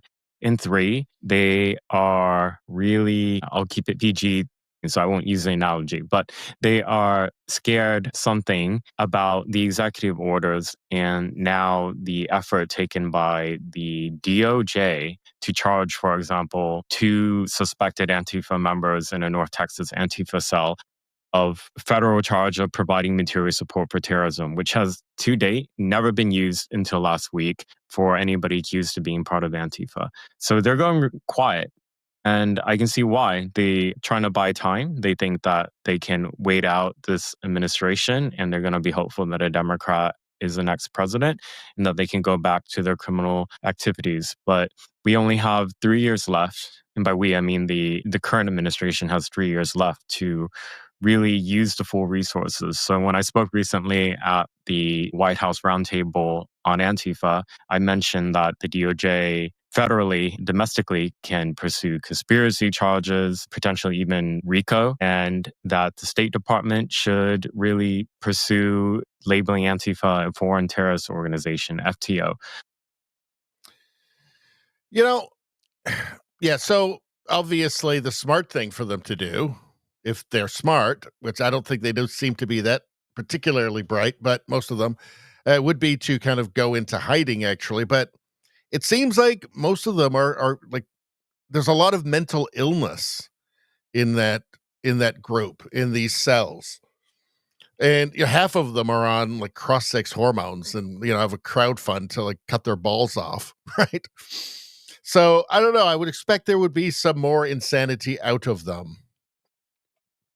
But time will tell. Let's see. How about this? So Assistant Attorney General Harmeet Dillon, is talking to, who is she talking to here? Anyway, here she is talking about Antifa, and let's hear what she has to say. Similarly, you saw the Black Lives Matter movement. You've seen Occupy Wall Street. These are all strains of different, sort of European-centric Marxist violent ideologies that have come to the United States. Now, the most dangerous and pernicious of these is Antifa, and standing for anti-fascist, which is anything but, really. I became acquainted with a young journalist named Andy No back in the 2018, 2019 timeframe. I just saw his work online. He was talking about Antifa. He met me one time in San Jose. He wanted to meet me. He was visiting a family member, so I met him after court one day and got to become friends with him. And then he was violently assaulted in Portland while he was reporting on an Antifa rally/riot. Violently assaulted, and these criminals had tactical military gear, hardened gloves, weapons. They came to harm and maim. It's not a phenomenon we see on American streets typically. It's kind of shocking. And all of them in the same outfit. They're wearing masks. This isn't just organic. Pre-COVID, they're wearing masks on their faces, balaclavas, and their faces are covered, and they're there to do mischief and mayhem. And so I helped Andy in that situation as his lawyer. Eventually, he was attacked a second time, then he stopped doing his own because he became too recognizable to these criminals. And so he continues to report, but through proxies. And there's violence against the press is literally something that a civilized society like ours cannot tolerate. And yet we do tolerate it. Well, it's tolerated by the press, by the mainstream press. They tolerate it when it is against independent press, who they see as competition and ideologically opposed to them. But even still, there have been a couple of mainstream reporters who have been who've had run-ins with Antifa and been attacked, and they don't even report on that. Truly shocking. I mean, how do you know that they're not there to inform you? They're there to manipulate you? That's how. They don't even have a sense of self-preservation. I mean, like these, you see, like these Aaron Burnett's and Don Lemons, although he's not with corporate media anymore. Although I think he's trying to earn his way back in with his lunacy. But you see these mainstream figures, doing apologetics for Antifa or saying they're just an idea or they're not even real. They don't understand that these people are actual revolutionary communists who are pro-violence. They're pro-violent revolution. And they hate liberals as much as they hate conservatives. They have no idea, like the Aaron Burnett's, they have no idea how hated they are by these people they're making excuses for, or pretending they don't exist to try and aid them. The level of stupid, it reminds me like an aristocrat, right? Like sympathizing with the Bolsheviks. Just no idea what was coming. None whatsoever. All right. Let's go to the UK for a second here. So here's Dr. Naomi Wolf, who has been cast out from the Cool Kids Club because she's had some questions about like jabs, that sort of thing. I am a public intellectual, sometimes professor, Jew who often travels to the UK to address students on college campuses. Never again in my lifetime till these unlawful threats are met with arrests and prosecution. Britain, you are about to be faced with a global Jewish visiting lecturer brain drain that will impoverish UK educational experiences. I don't think the UK cares, but she's responding to this. So from Vicegrad 24, masked youth stormed the classroom of the Jewish economics professor Michael Ben Gad at City University of London yesterday. He told British media that one of them made gestures about slitting his throat. The UK is in big trouble. Big trouble. Shame! From the river to the sea! Palestine will be free! Stabbed in the 1982 war against Lebanon, he's killed innocent people. He helped in the massacre of Sabra and Shatila. Lebanon. So that used to be, I think, 60% Christian. Now it's 30%. And all of the Jews are gone now from Lebanon for some reason. Oh, I remember why. Because of people like him. Check out Gad Saad's story about his family having to escape from Lebanon because the Islamists were going to kill them. But of course, nothing matters. History doesn't matter. History is just whatever you want it to be if you're on the left these days. Against Lebanon, he's killed innocent people. He helped in the massacre of Sabra and Shatila. This is not someone to learn from. This is someone to be tried at The Hague. You should all, as conscious students, walk out because this professor his hand is stained off of genocide. His hand is stained of blood. As conscious Well, at least they don't seem deranged, right? students, we cannot learn from IDF veterans that kill our brothers and sisters in Palestine every single day. This man has blood in his hand. Free, free! Palestine! Free, free! Palestine! Shame! So it turns out they never wanted an end to the conflict in Gaza. They never did. They never wanted the hostages returned. Seems like they have different goals from what, the useful idiots read off of the teleprompters on the mainstream news. Weird that. It is genuinely sad to see how far that the UK has fallen with their 12,000 people arrested for politically incorrect speech on social media a year, the two-tiered policing. It's genuinely sad. Ben Ledholm, this will hurt British education on multiple levels. Reminds me of German science of the 1930s. The U.S. benefited from that bit of anti-Semitism. Yeah, everybody who got those scientists benefited from it. I remember there was a book that was written, and it was 100, and this was a German book, and it was 100 scientists against Einstein. And Einstein responded to it saying, if I was truly wrong, it would only take one man to prove it. And he was right. All right. Let's see. All right. So here's a bit of good news from the UK. The Metropolitan Police has confirmed it will no longer investigate non-crime hate incidents. So very Orwellian. Non-crime hate incidents. So that's if you said something that, is not a crime. If you said something on social media that's not a crime, but somebody was offended, you'd get a visit from the police, and that would go on a permanent record that would be available to employers in the future. Obviously, a really Orwellian attempt to just kill dissent. Comes in the wake of the announcement that Father Ted creator Graham Linehan would face no further action over social media posts. If people hadn't united in defense of Graham, largely on X, they'd never have let it go. So a bit of good news there, but they're still in peril, great peril in the UK. Let's see. So, Woke Canada. Chris Erickson posted this. The new mayor of Edmonton, Alberta. 15-minute cities are real. Would you want this man as the warden of your prison? Wake up, Total Recall. So, warden of your prison. Well, your 15-minute city will be your prison, right? It's intended to keep you within a 15-minute walk of your home. Not a 15-minute drive, a 15-minute walk of your home, because they don't want you having a car, by the way. So you will be walking or taking public transit. When it actually works and shows up.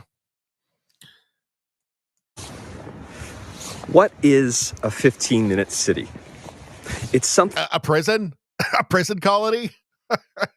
For, a prison colony for rubes, for unsuspecting rubes who vote for people like this. Thing that's so convenient. Everything is going to be within 15 minutes of you. You're not going to have to worry about traffic because people won't need a car. And when we say 15 minutes, because people won't need a car. They don't want you needing a car. I wonder if he's one of those World Economic Forum young leaders. Probably is. Yeah, don't worry. You're not even going to need a car. Isn't that going to be so great when you have no travel independence? Isn't that going to be awesome? And you're not even going to have to go a 15-minute walk further. You're not going to have to go more than 15. You're not going to have to go more than a 15-minute walk from your pod. So I almost said your house, but of course it won't be a house. It'll be a pod that you live in. You won't even have to do that. It's going to be so convenient. We mean a 15-minute walk, not a 15-minute drive. We want you to live in an area, a district, where everything that you need is. We want you to live. Who's we? Who's we? I guess it's some of the people of Edmonton, because they voted for this guy. It's a 1.5 kilometer walk in every direction. What? He's smiling. He's smiling all the way through. He couldn't say any. There's nothing he could say right now that's more dystopian than what he just described. The 15-minute prison colony. The 15-minute, 1.5 kilometer prison colony. Canadian prison colony. That's great. And you're not going to need a car, especially in a place like Edmonton where it's like minus 30 all the time.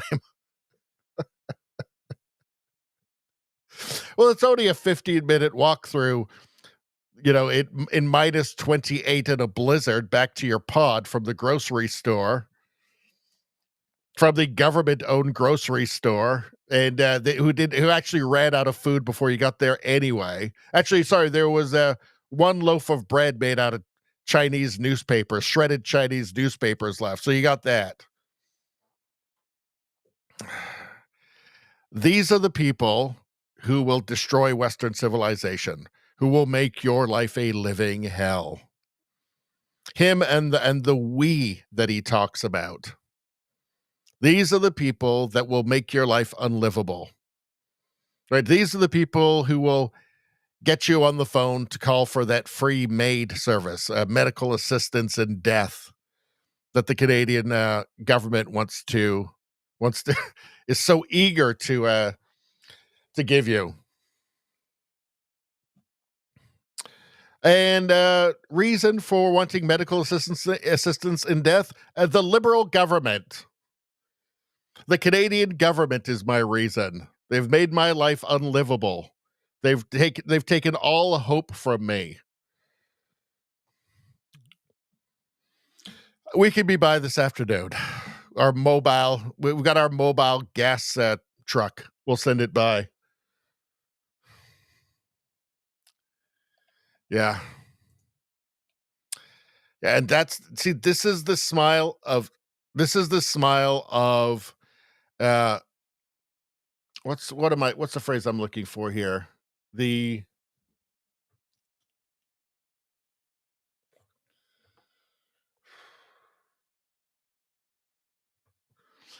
is the smile of just bureaucratized evil. This is the smile of the banality of evil. That's what this guy has. He's going to plan your whole life out for you. He's going to make all your decisions for you. Won't that be convenient? Won't it be convenient?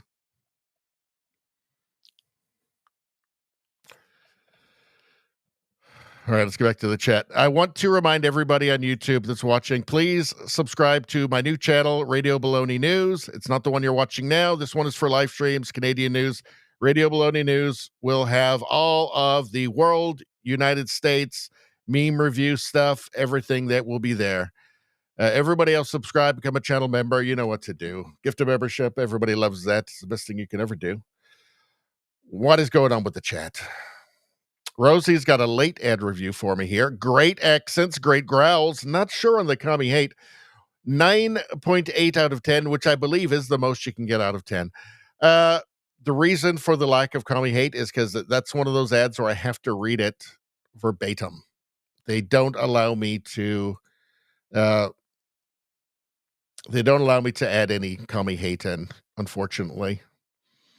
But you know what's the best thing? And I love reading these because I believe in it and I love it. It's not letting me do it, though. Why isn't it letting me do it? Let me try again. Let me refresh. There we go. Let's go. Let's go. Now where are we going to go? You've probably noticed Rumble is growing fast and it's not slowing down.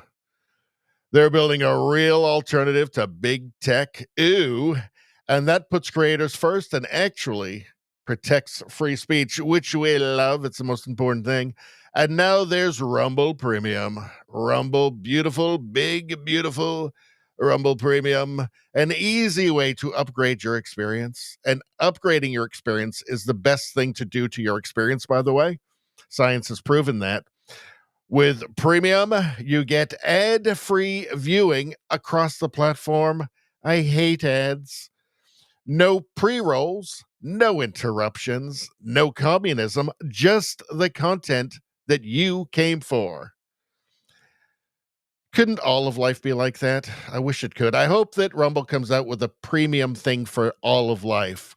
Plus, premium members unlock exclusive content like bonus videos, behind-the-scenes drops, and more from your favorite creators, like Radio Baloney.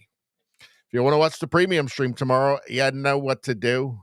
Right now, Rumble is offering $10 off, and that ain't nothing, folks, off an annual subscription. And everybody knows that annual subscriptions are the best subscriptions. Just go to rumble.com/premium. That's rumble.com/premium and use the promo code STUDIO, that's STUDIO, at checkout.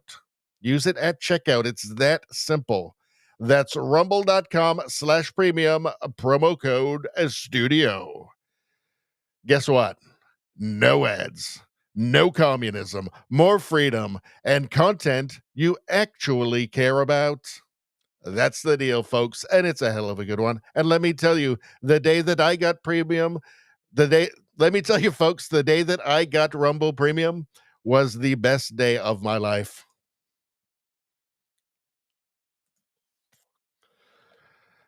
Beautiful ad. I love reading that ad. I kind of screwed it up. I was doing so well, and I kind of messed it up a bit at the end, but still, I think you guys got the point. And you felt my passion for it. All right, let's go to the chat for a second. Nevada makes a great point here. Lying stinking commies.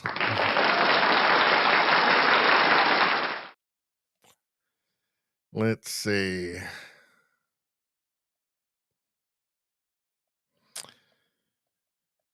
Let's see. Rosie asks, what in the world is a nude die-in? Die? Actual death? Well, they don't actually do that. I think that they strip naked for some reason and then lie on the ground and pretend to be dead. Then after a while, they stand up again and everybody goes, that's a shame. Let's see.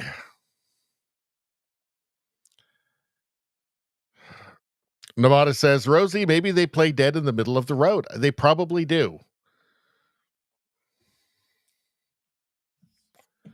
Trudeau Survivor says, the FBI can infiltrate the Proud Boys, Oath Keepers, but not Antifa. Oh, okay. I think they're doing that now.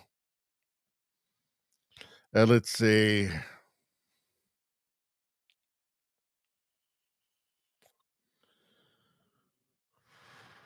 Spambot says it would take me 2 hours to walk to the closest grocery store. Well, that's the other problem with the 15-minute cities, right? They're going to have to put government grocery stores in every, to cover every 1.5 square kilometer. I mean, it's all just insanity.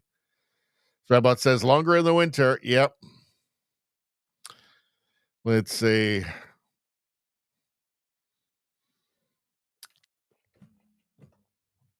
All right, let's move on. What do we got going on here? New mayor of Edmonton. What's going on with this?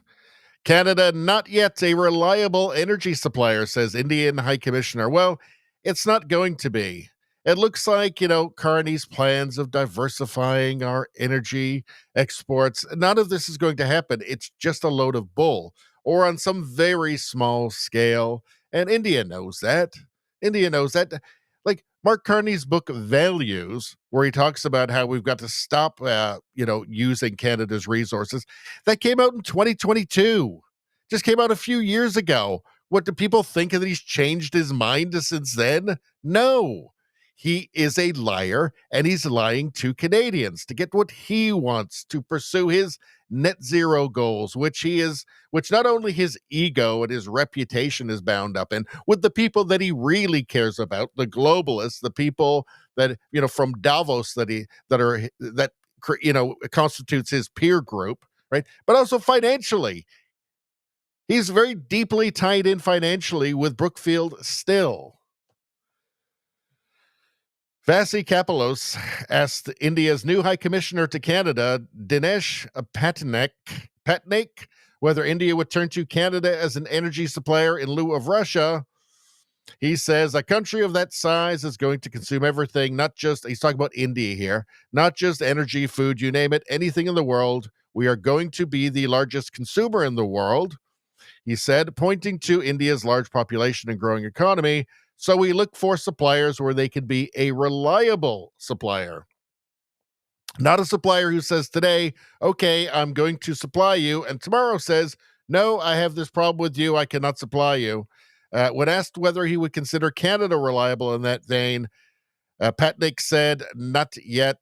So it goes beyond just whether Canada is actually going to deliver on these promises of becoming an energy superpower. It's also to a very bad relationship between India's government and the Canadian government, to do with separatists and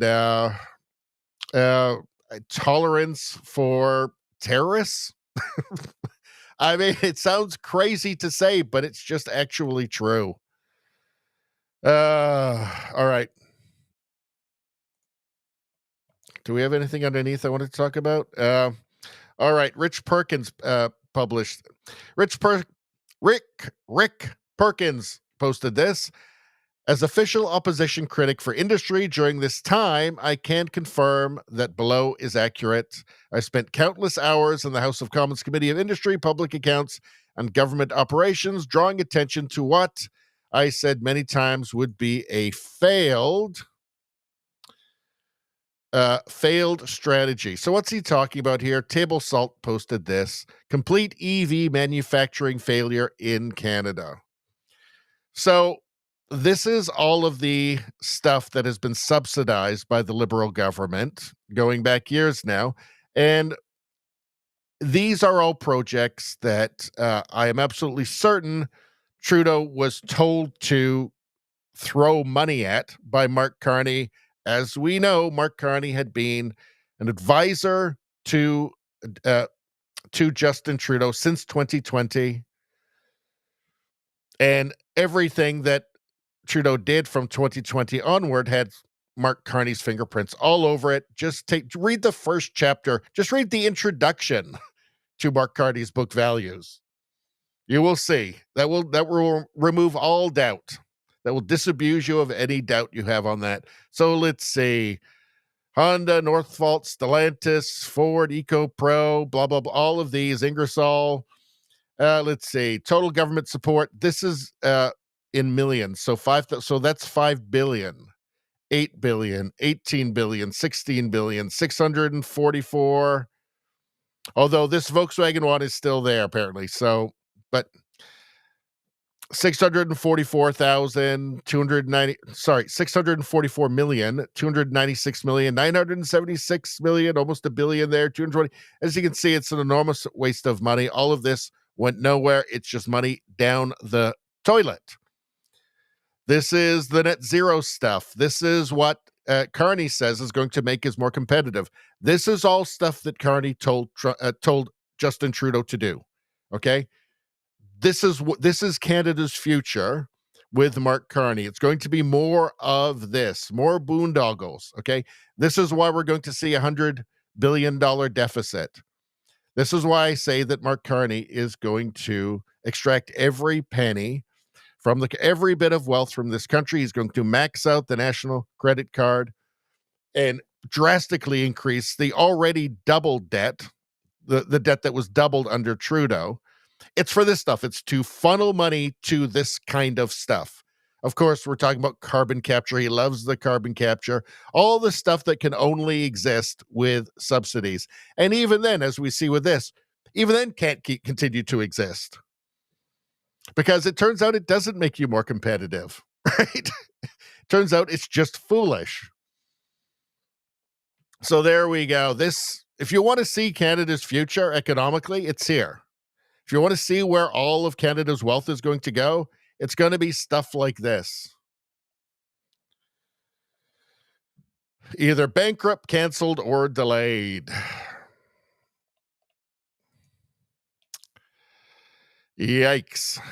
Oh, here's one of those Chinese electric cars burning, by the way. It locked the door, so it locked the driver in the car. So that's what Chinese EVs do. So for those who are wanting to get those Chinese EVs into Canada, unless you like being locked in your car while it immolates you, don't support that. don't get a Chinese EV. And I'm just saying it's only because it will lock you in it.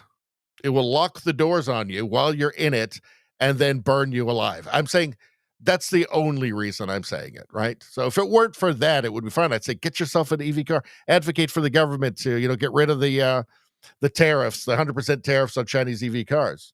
If it weren't for that simple fact that the car will lock you inside of itself and then burn you alive.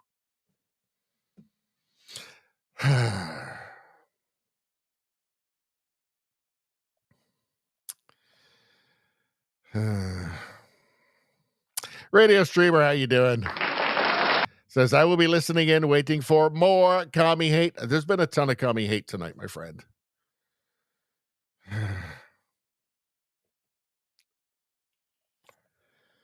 Let's see. Rosie's only going to be listening in for a few. Husband demanding a foot rub. If there was a way I could protest you getting kicked off of X, I would do it. I don't know. Maybe, is there a way we can do this? Is there a way we can help Rosie? I don't know. But I think it's bullshit.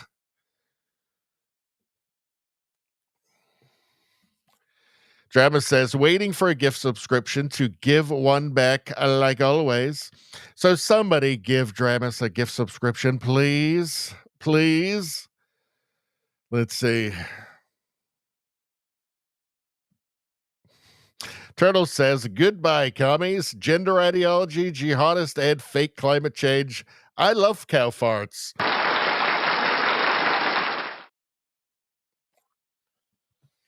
Radio Streamer says, but Richie, you forget that most of the people that would buy it are commies. Just saying. That's a really important part.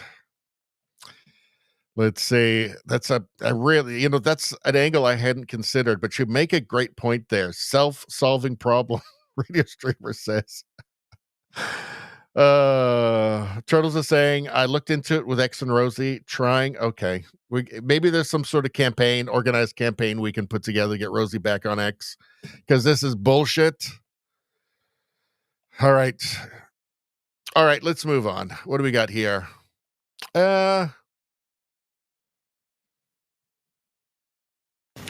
What if? All right. I think we already watched that earlier, didn't we? We did. All right. Benny Johnson. So this is the last tab of the evening. There we go. Turtles gifted a subscription Turtles gifted a subscription. Who did it go to? To Canucks Six Stringer was gifted a membership by Turtles. Guess what that means? We make quite a fuss about this sort of thing on Radio Baloney Live. And guess what we do? Turtles has done probably the bravest, most important, noblest thing that anybody can ever do, which is to gift a subscription to somebody on Radio Baloney. And guess what? Guess what, Turtles?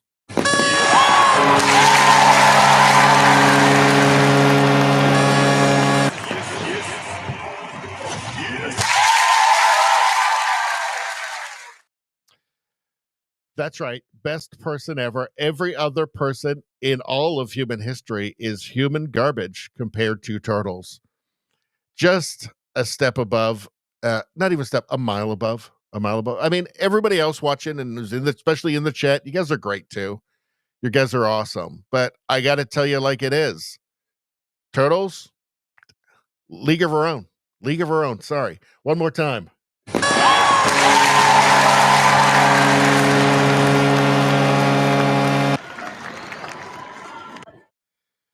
Now, anybody else could also become best person ever. You know what to do. It is less than the price of a brand new Tesla Cybertruck. So, oh my God. Oh my God. It's happening. It's happening, people. Izzy has just been gifted a membership by Trudeau Survivor. Guess what, Trudeau Survivor? Good news for you.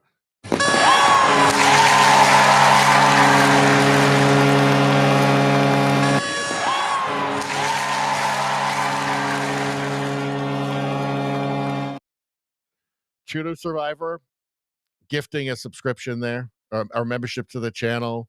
Best person ever.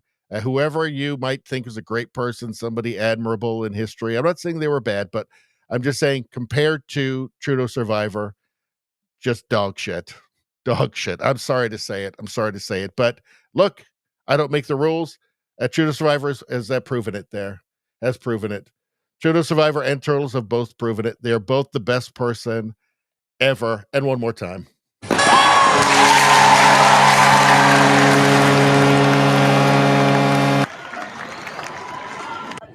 I can't even believe how awesome they are. Like, I'm shaking right now at how awesome they are. What beautiful people they are. Like, it just feels like kind of an honor to have them in the chat. You know, I feel nervous right now, actually. Right? Like, I almost don't even feel right. Like, it's such a powerful statement that they've made. All right. All right. Radio Streamer says, what a legend that has to be worth like 10 times good karma. Yeah, 10. Here's 10 for you. Here's 10 for you. 10 for you. There you go. 10 times good karmas each. Beautiful. Beautiful. Best ever. Let's see. It really is, and I'm being serious here. It's the best thing anybody can do for the channel. Because then those people that are gifted the memberships can see the premium stream. Like tomorrow night, we're going to do a premium stream. A little bit more Tales of the Gold Monkey, by the way, coming up. I know everybody's going to be looking forward to that. Not the whole show. We'll just check in on it. See what's going on with that gold monkey. Intrigued, aren't you? Intrigued. Let's see. What else is going on here? I'm going to just do a little more chat work, as we call it on here. Blah, blah, blah, blah, blah. What a beautiful thing. And it feels good too when you're gifted one. It's so precious. It's such a precious thing, right? It's just like Christmas for a month. Let's see. Turtles makes a great point here. Like button. Everybody gets the point. Press the like button already. Let's go, people. Let's see. Another legend, Radio Streamer says. Trudeau Survivor says, I thought if I did it, it would go to Dramus. Oh. So I don't know what's going on. Everything seems to be wrong, but I'm happy. I'm happy. But I guess somebody has to do one for Dramus now. So I guess that was supposed to happen. I don't know what's happening. Let's see. Radio Streamer says it's like meeting Chuck Norris. Yeah, but I think better.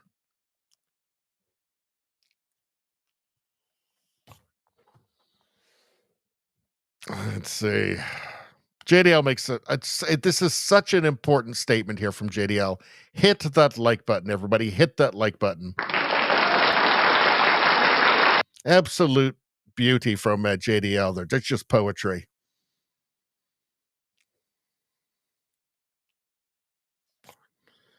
All right. Nevada just says Bosnia. Loves Bosnia. But you know what JJ Nevada loves more than Bosnia? Greenland.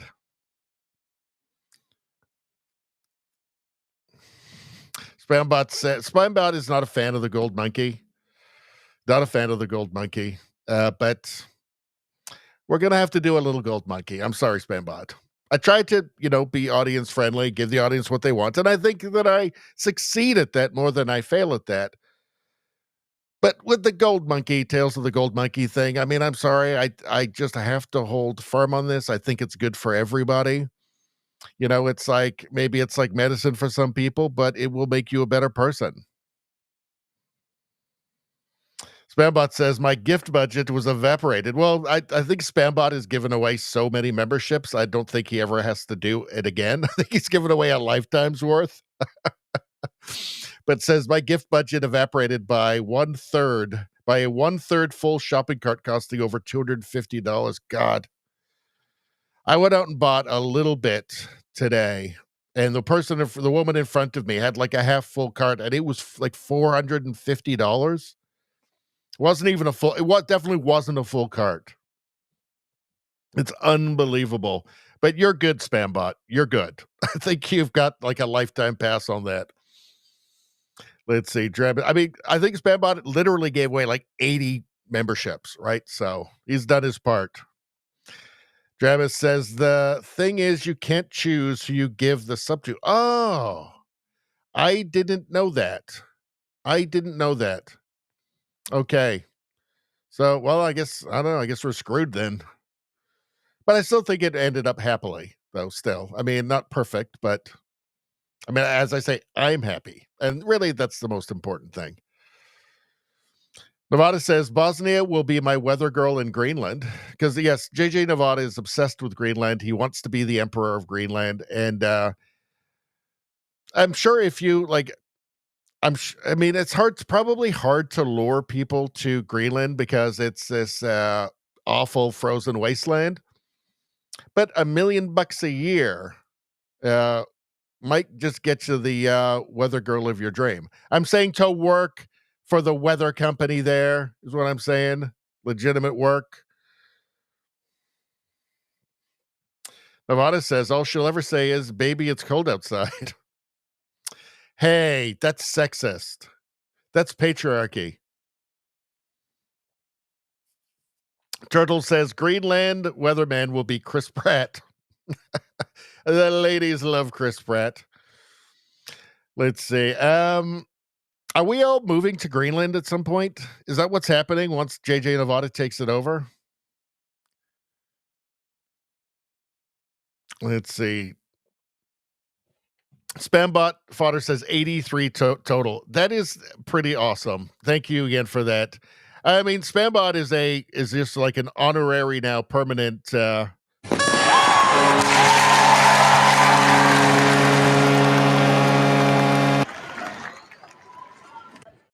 You earned it, my friend. Let's see. Rosie says, I vote Chris Pratt.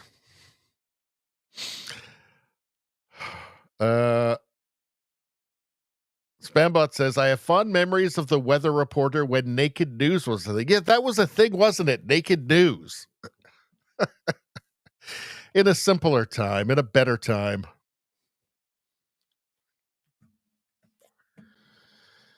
Spambot's not going to Greenland. We're going to fix it up, Spambot. Don't worry. We're going to fix it up. All right. Let's Let's get to this. So what's going on here? So here's Benny Johnson says this may be the single funniest moment in the history of live TV. I have not watched this yet. I have not watched it. But Kid Rock is, I mean, he gives no shits at all. He gives no F's at all, right? He's Kid Rock, and he doesn't need to. He's made a lot of money, I think, over the years. He can say what he wants. He's uncancelable as well. So, but let's watch this. So what are you going to be for Halloween? So my whole family is doing Scooby-Doo. My son's going to be Scooby-Doo. I'm Shaggy. So I'm going to kind of dress like you. Big baggy clothes. I got long hair. I'm just going to have a little flask while I walk around. There you go. Undercover brother. Guess what I'm going to be? What? Guess what I'm going to be? Fauci? A retard. A retard. Oh. Yeah, that's Kid Rock. A retard. I'm going to be a retard. I really do believe that when we took back the R word, and by R word I mean retard, we saved Western civilization. That was the beginning of the reconquista of Western civilization. When we took that and we decided to own that word, and the thing was, it happened all at once. Everybody just said, nope, we're saying retard again. And if everybody does it, everybody's uncancelable. You can't cancel everybody, right? That's the beautiful thing about it. It was that I think will be in history books, in 2,000 years when they're looking at classical history. This will be classical history then. And this will be like a crucial moment. That will have been, like the crucial turning point where civilization was teetering, on a razor's edge. And then all of a sudden, everybody started saying retard. And that's when it started getting better. All right. What are you guys saying in the chat here? Ottawa James, good to see you. We still got a little while left. Not too much longer, but a little while left. Let's see. Nevada says, I love it. Kid is awesome. That's fun. That's just good times. Actually, there's a little bit left. Let's watch the rest of it. Okay. I guess you can be anything for Greatest Halloween. Costume ever. All right, kid. I'll see you out there. Trick or treat. So what are you going to be for? See, it's just an antidote for wokeness, right? I don't care if it's dumb. I don't care if it's juvenile, right? Like, I want to be like, we can have juvenile humor again. That's a good thing, right? It's a pressure valve for society. I mean, without the left has been trying to drive the entire the left has been trying to drive the entirety of Western civilization insane with their lunacy and their scolding of everybody for everything and their constant redefinition of what's racist or what's offensive and what's politically incorrect, right? To the point where just normal, just reality is politically incorrect, where, reality is cancelable. And a cancelable offense at this point. Reality has become a cancelable effect. Reality has become a cancelable offense at this point, right? So we need to have just dumb jokes and stuff. Again, it's a pressure valve. It's part of the resistance to woke totalitarian lunacy. All right, what's going on here? So the Sigma mindset says how to stay calm around emotionally immature people. So this is, of course, just the left. So this just translates as how to stay calm around leftists and like Trump deranged people, that sort of thing. Liberal voters. How to stay calm around emotionally immature people from a licensed therapist. Number 1, learn to observe. Talk less, let them speak. They can't twist your words if you don't give them much to work with. You don't need to explain yourself. You don't need to defend every move. Be a researcher, not a participant. Gather information. Stay neutral, stay grounded. Number 2, slow down your body and your words. To calm your internal state, slow down your external one. Move slower, speak slower. Don't match their chaos. Hold your own pace. Yes, they may interrupt. That's okay. Say less and say it calmly. When your body slows down, your nervous system follows. Number 3, accept you can't change them. Trying to get them to treat you better usually backfires. Yes, you want respect, but forcing it won't work, and trying too hard only chips away at your own self-respect. It's not your job to fix them. Letting go of that brings you real calm. Number 4, accept your bodily sensations. If you feel tense, anxious, or on edge around them, let that be okay. Don't fight it. Don't judge it. Just notice it. Let it move through. Calm doesn't mean nothing affects you. It means you're no longer afraid of what you feel. And number 5, see it for what it is. The guilt trips, the gaslighting, the victim act. It's not random. It's because they want something from you, or they feel threatened by you. You don't have to give in, and if you're a threat to them, it means you hold the power. The reaction usually says more about their fear of losing control than it does about you. So that just describes dealing with any deranged leftist, right? I recognize that everything that he said there, I recognize in leftists that I've talked to who've gotten upset, who are mentally unstable, emotionally unstable narcissists. So it's valuable because they are trying to make you go insane, by the way, right? So here, practice it here. Practice what he just said here about staying calm. Leftists hate the unborn. This is from Conservative Dude. And the leftist attitude towards the unborn is so ghoulish to me. It's almost detached from the abortion argument itself.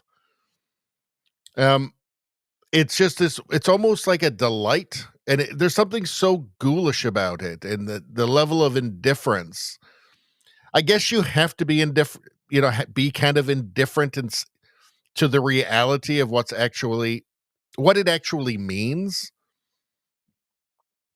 To still consider yourself to be a good person, I guess. I don't know. Vince Langham posted this: how to make liberals' brains malfunction with one simple question. Let's take a look. Human rights, what do you think about them? We're in favor of them. For everybody? Yes. How about the unborn? Do you support human rights? Yes, of course. For everybody?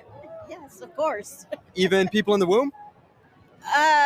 Well, it all depends on if they're actually a baby or not.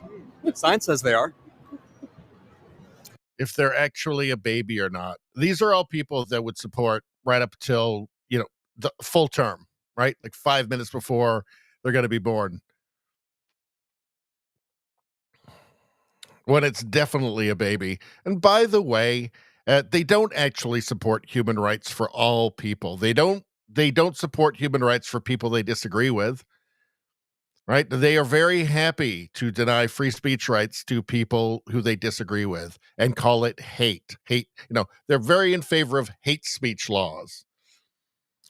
Broad ones that are applied arbitrarily to people they disagree with. So they don't actually believe in human rights. Well, it depends on what science you're talking about. 96% of all biologists, according to the NIH. Thoughts on human rights? I'm all for them. Yeah, me too. Especially now, right? Yeah. For everybody, right? Yeah. Yeah. Even the unborn? An unborn what? Unborn in the womb. Yeah. Yeah. No rights for them. Unborn what?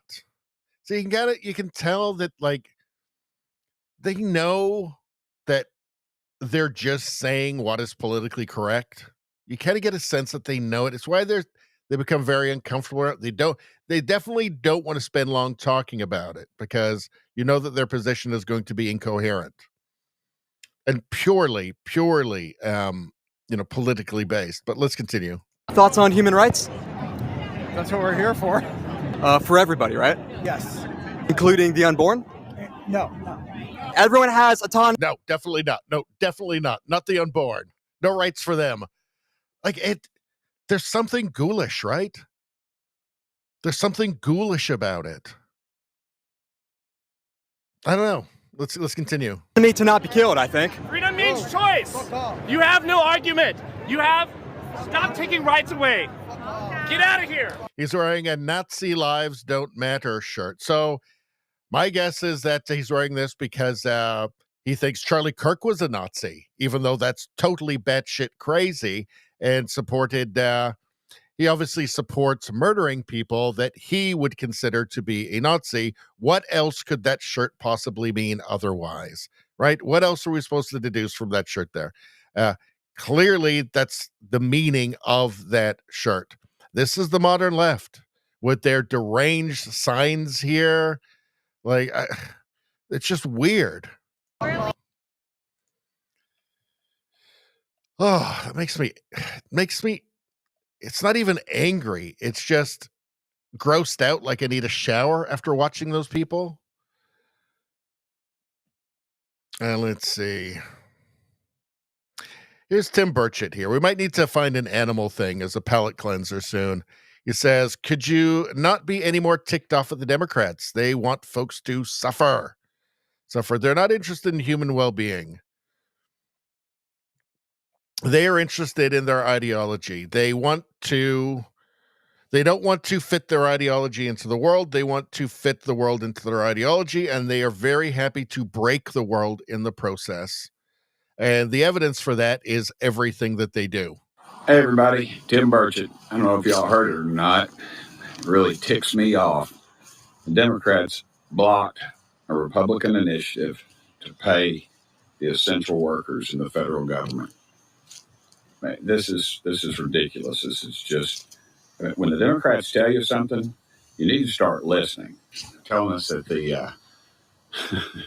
that this is their leverage, and that this is, they're gaining on us or something like that.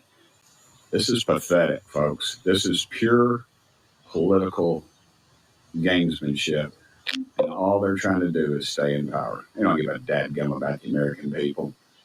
And shame on the media for covering for them for all these years. You Democrats in the Senate and in the House actually need to get out from behind Chuck Schumer's skirt and realize he's just leading y'all off a cliff because he just wants to stay in power. And that's the problem you got with leadership a lot of times in both parties. I've seen it, been in this thing for a long time, over 30 years. And it always is an ego, and they all think that the government can't exist without them. Well, the Bible's got a verse about that. It says something about, I guess I'm paraphrasing it here, but professing themselves to be wise, they became fools. And their arrogance is going to bring them down eventually. And unfortunately, a lot of Americans are going to suffer because of it. It's pathetic. Thank y'all for sitting here.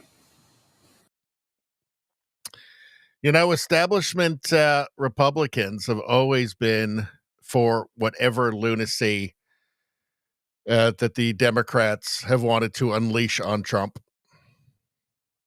And that's just true. I want to check something out here very quickly.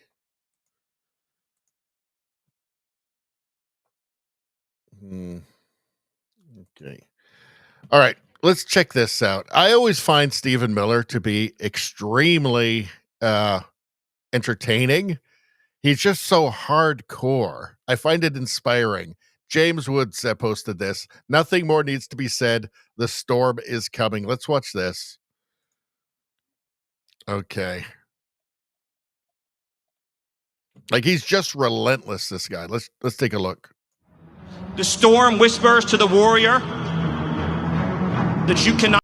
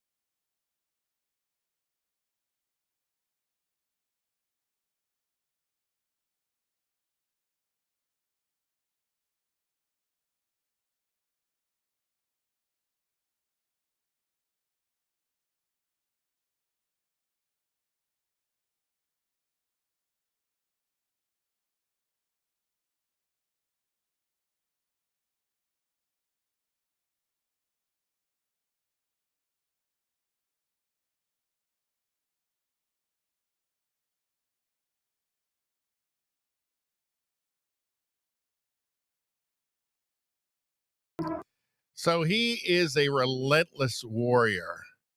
He is a relentless warrior for the United States as a constitutional republic. And he's really describing the remedy for Western civilization writ large.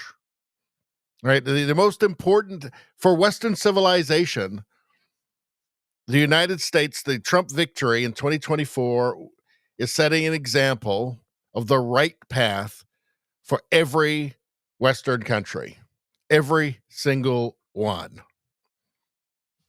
It's time to fight back.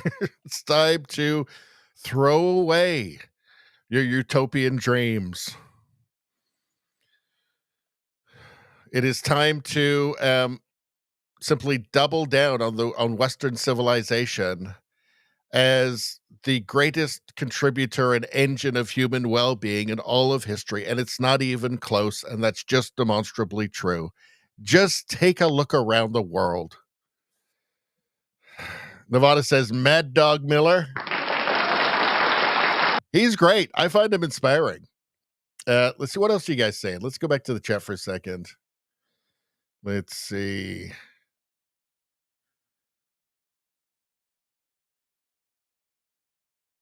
Rosie says, I have created a commercial for crisis pregnancy. I am trying to figure out the fundraising to get it on the TP USA halftime show. Good for you, Rosie. Let's see. Turtle says, rest in peace, Charlie. I have a stray cat and his name is Charlie. Oh, that's nice. Rosie says, say a prayer for me and the process. Well, if you start up like a GoFundMe, I will, we can put, we can cover it on the channel, right? And I can put it on my my X for whatever that's worth, so I think we could probably help out. Spambot says the Democrat USA and Liberal Canada parties are the party of death. Yes, they are. Death and destruction, Nevada says. Raider Sherman says they loved it when Kirk was murdered. Yeah, that was mainstream.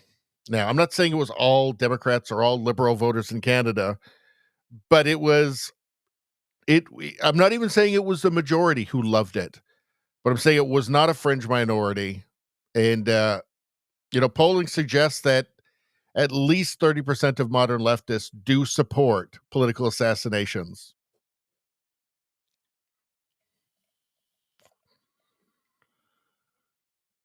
Let's see.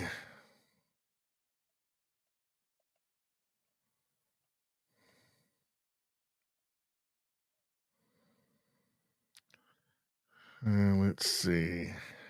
All right, I'm going to scooch down on the chat a little bit here. Let's see. Nevada says that he has one of 3 Democrat senators who are voting to open up the government. Rosie says, good. Nevada says, at least she's not retarded. That's good. Nevada says, Tim's great. That's Tim Burchett there. Yeah, he is good, actually. Let's see. Nevada says, I want to see Bosnia making pottery. Well, we can go to the pottery show. It's not Bosnia, but, it's still pretty good pottery. It's still a pretty good pottery show. There we go. What is she making there? Oh, I see. Oh, it's a cup. I thought she was making something else. Let's see. Rose says, okay, maybe GoFundMe, but I don't think you want GoFundMe because I think GoFundMe is the one that doesn't allow like conservatives to do fundraisers. Although they'll let you do it for a little while and then ban you without notice. So I think there's another one. I can't remember what it's called, but check that out. Let's see. Rosie says, wait till you find out she is allergic to pottery. Ooh. Is she allergic to pottery? I think her nipples would be sticking out more if she was allergic to pottery, I think. So I think she's fine. Give, send, go, Nevada says. Give, send, go. That's the one. All right. Okay, let's get back to the... So Sassafras 84 posted this. This is powerful. So this is an interesting story. I've seen this before. They called him the stupid, and that's exactly what he wanted. When Navy sailor Douglas Hegdahl was captured during the Vietnam War and thrown into the infamous Hanoi Hilton prison camp, he made a decision that would save hundreds of lives. He would play dumb. Hegdahl acted confused, clumsy, harmless. His captors laughed at him.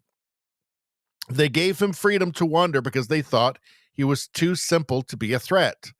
They were catastrophically wrong. While pretending to stumble around, Hegdahl was secretly pouring dirt into empty truck fuel tanks, quietly sabotaging their operations. But his greatest act of defiance was invisible. He began memorizing every detail about his fellow prisoners: names, capture dates, conditions, information the enemy deliberately kept hidden from the world. 256 names, 256 faces, 256 families who deserved to know their loved ones were alive.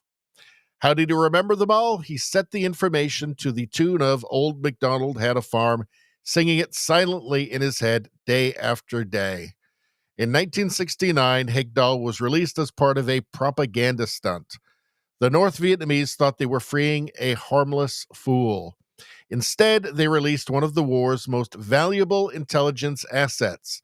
The moment he reached American soil, Hegdahl delivered every name, every detail, ensuring that 256 prisoners would not be forgotten. Sometimes the most powerful weapon isn't strength, it's the courage to let others underestimate you. Yeah, it doesn't seem like he got like special treatment for it either, does it? In the Hanoi Hilton, because he looks pretty emaciated there. So that's an interesting story, isn't it? And wow, 256 names. That's really impressive. All right. Oh, we're losing Turtles. Good night, Turtles. Hopefully we'll see us on, what is it, Sunday? Hopefully we'll see it. Well, either tomorrow for the premium or Tuesday. All right. Rosie says the Hegdahl story is amazing, brilliant. It is. What do we got next? So check this out. So here's a palate cleanser for us after all the horrible news. Dudes posting their W's, their wins. 2 kids in Colorado were kicking around a soccer ball when an unexpected teammate showed up. Let's check it out.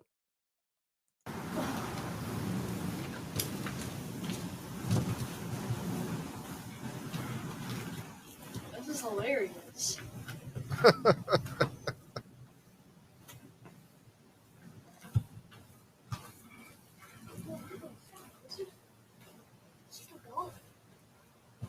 Can head it. Gonna let Bodie throw one? Might pop it, but kind of be worth it.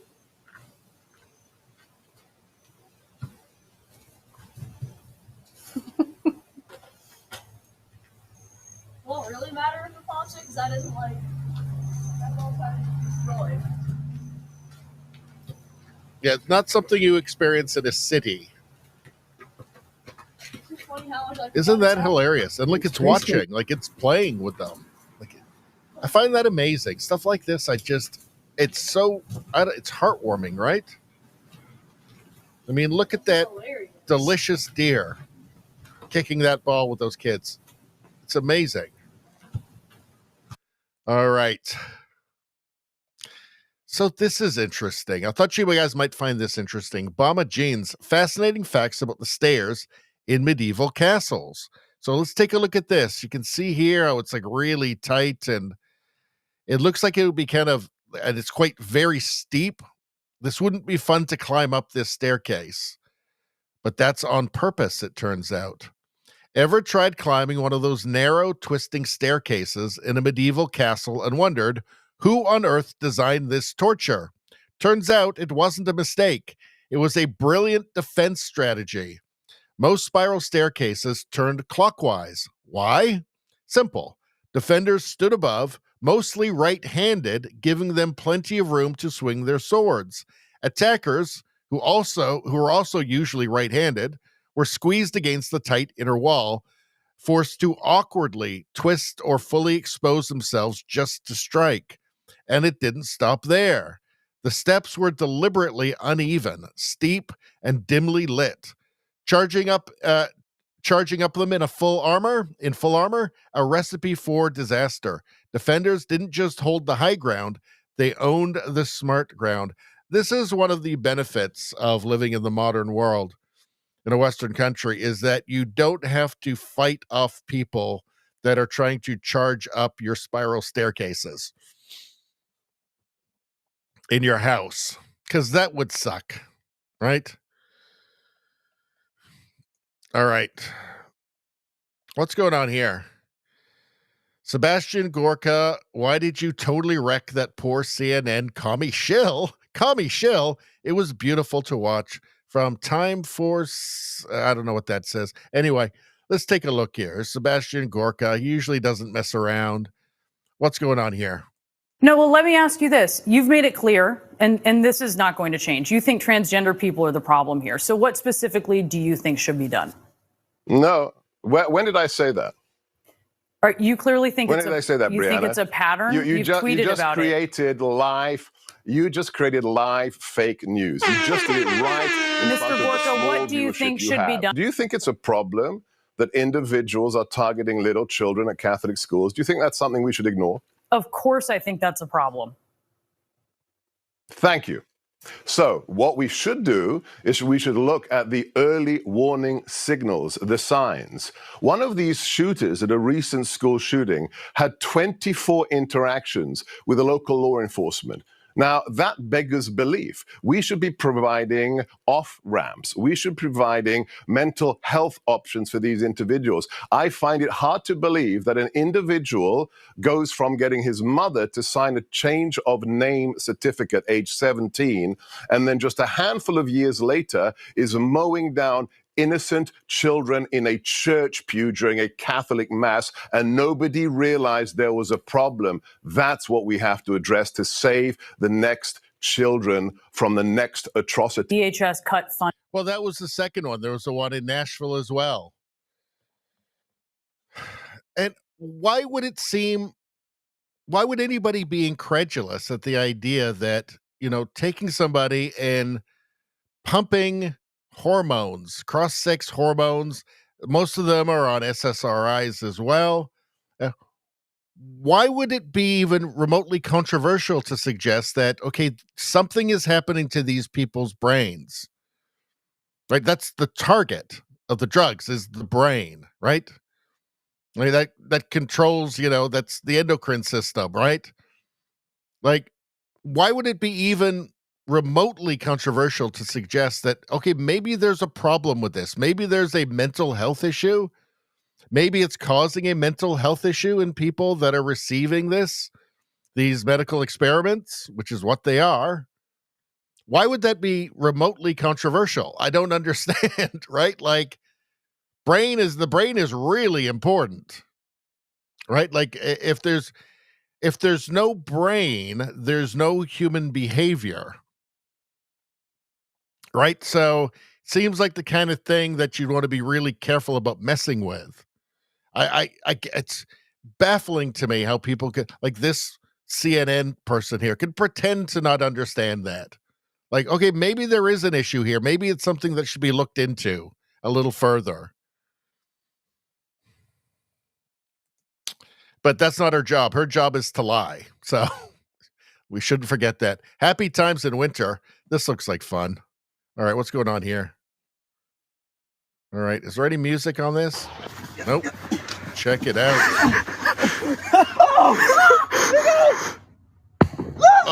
yeah. That felt good. This one's really good. Check that out. That's awesome.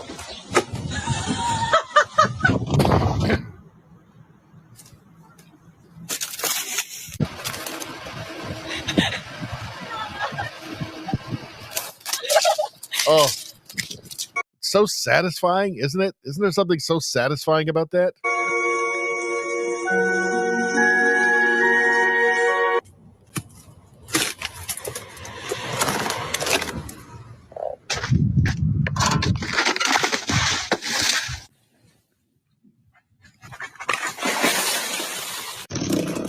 Oh, I want to do that so badly.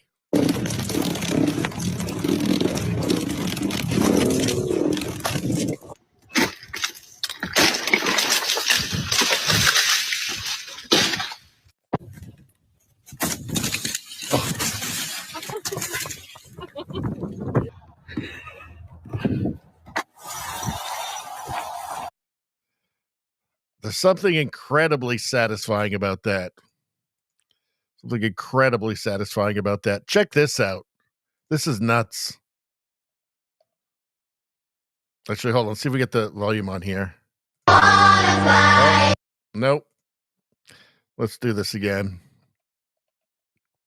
Okay, here we go. Check it out. That is totally bananas. That's just ice blood in the veins there. Totally nuts. Awesome, though. The misunderstanding. This one, it just makes me deeply sad, actually. Let's take a look. Hold on. Get the sound on for this one. No, stop putting the damn... You don't need the sound. All right? You don't need the sound. Let's check this one out. Look at this. Gonna offer... Oh, about to put it in the garbage. Offer it to the dog.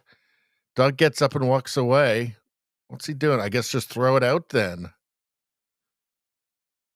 Oh, no. No. Oh, why did you do that? I was getting my bowl, you dingbat. Get that back out of the garbage for me. I'm happy to eat garbage. In fact, it's even better when I know that it's garbage. He goes up to get his bowl, comes back, and he's pissed. He is pissed. What the fuck did you just do? You idiot. Get that out of the garbage. I don't care. I like it better when it's garbage. Ottawa James, poor pup is right. Poor pup. Rosie, poor puppy is right. All right.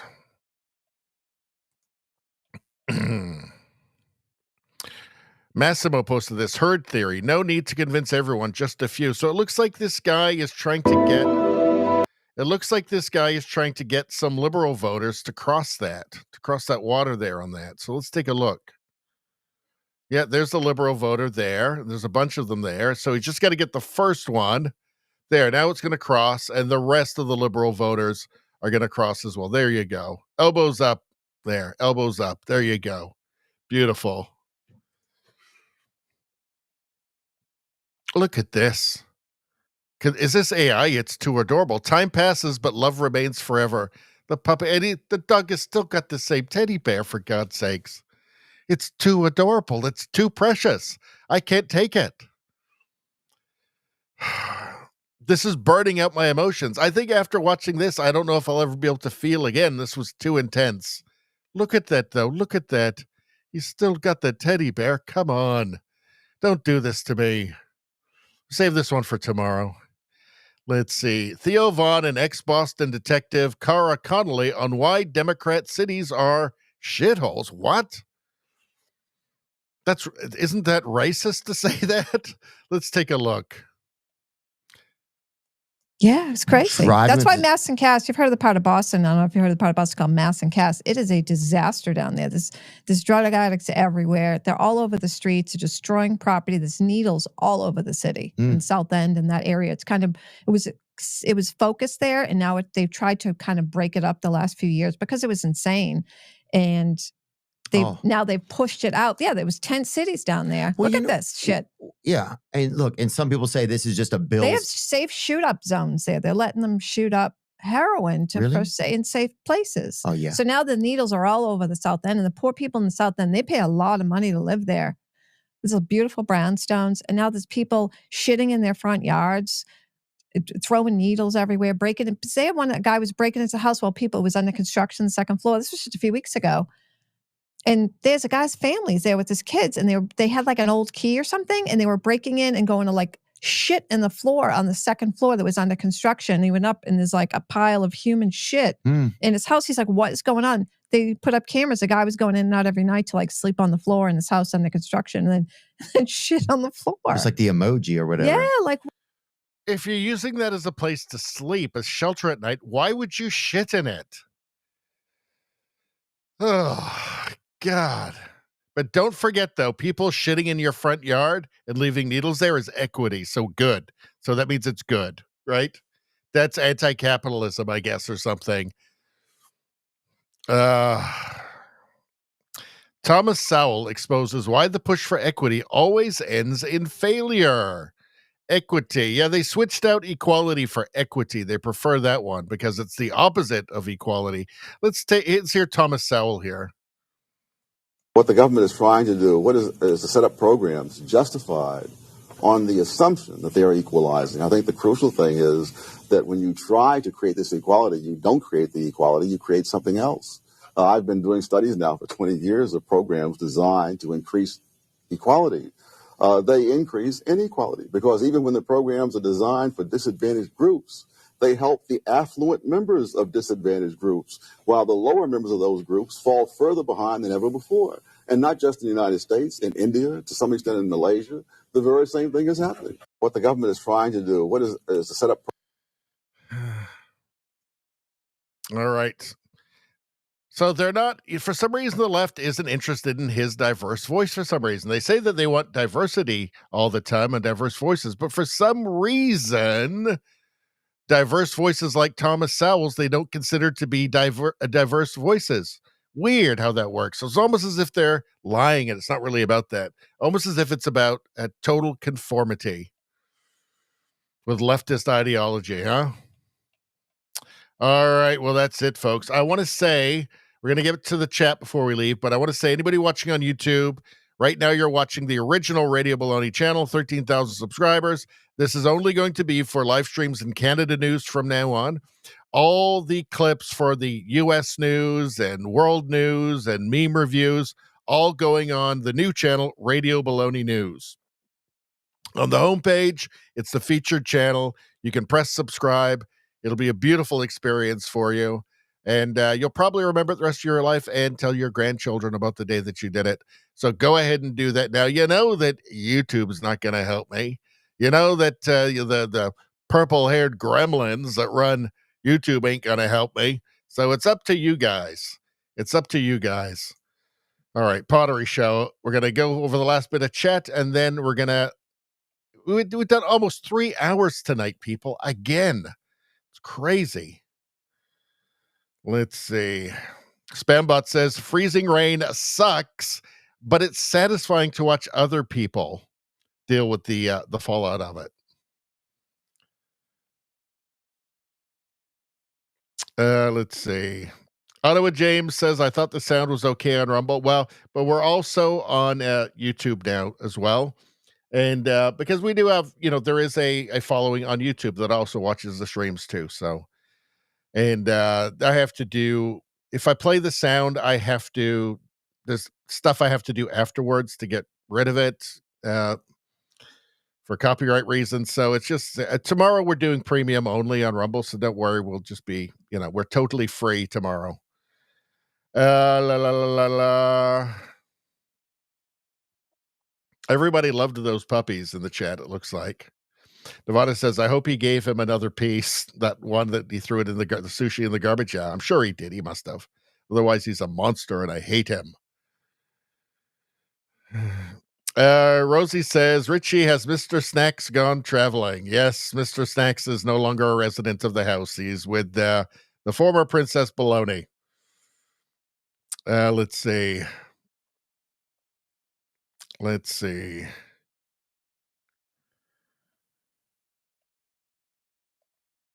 Let's see.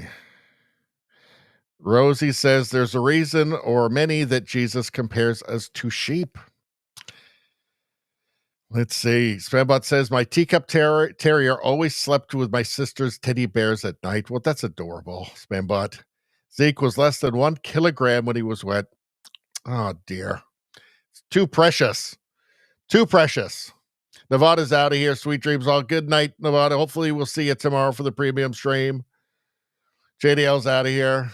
All right, well, we're all out of here. Spambot says the left hates Thomas Sowell because he sounds too white for them. Well, yeah, I mean, it goes along with what I was saying, right? Like, they're not interested in actually interested in diverse voices. They want total conformity, but it's just it's a shaming technique they use. Radio Streamer says, great stream, Richie. Well, thank you very much. Great chat, Radio Streamer. JDL says, go Blue Jays. I guess they're back tomorrow night. I don't know what James says. Oh, this is a great point. Puck Doug Ford. I really dislike Doug Ford immensely.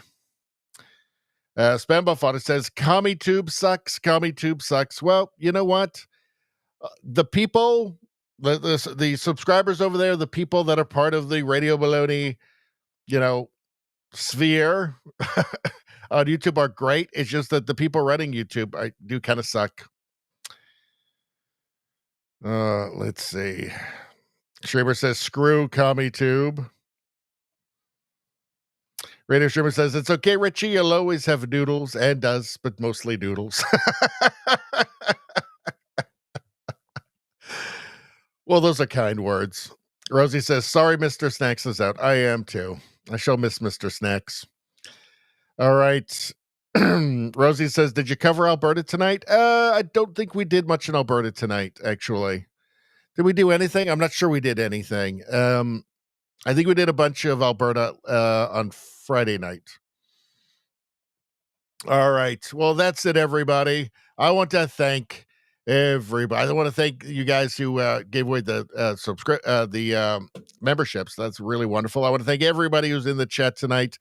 You guys know that if it weren't for you guys, this would be a pointless endeavor for me. I would just be speaking to a cold and different universe. But you guys show up, so it's not that. So it's good, and I'll keep doing it as long as you guys keep coming back.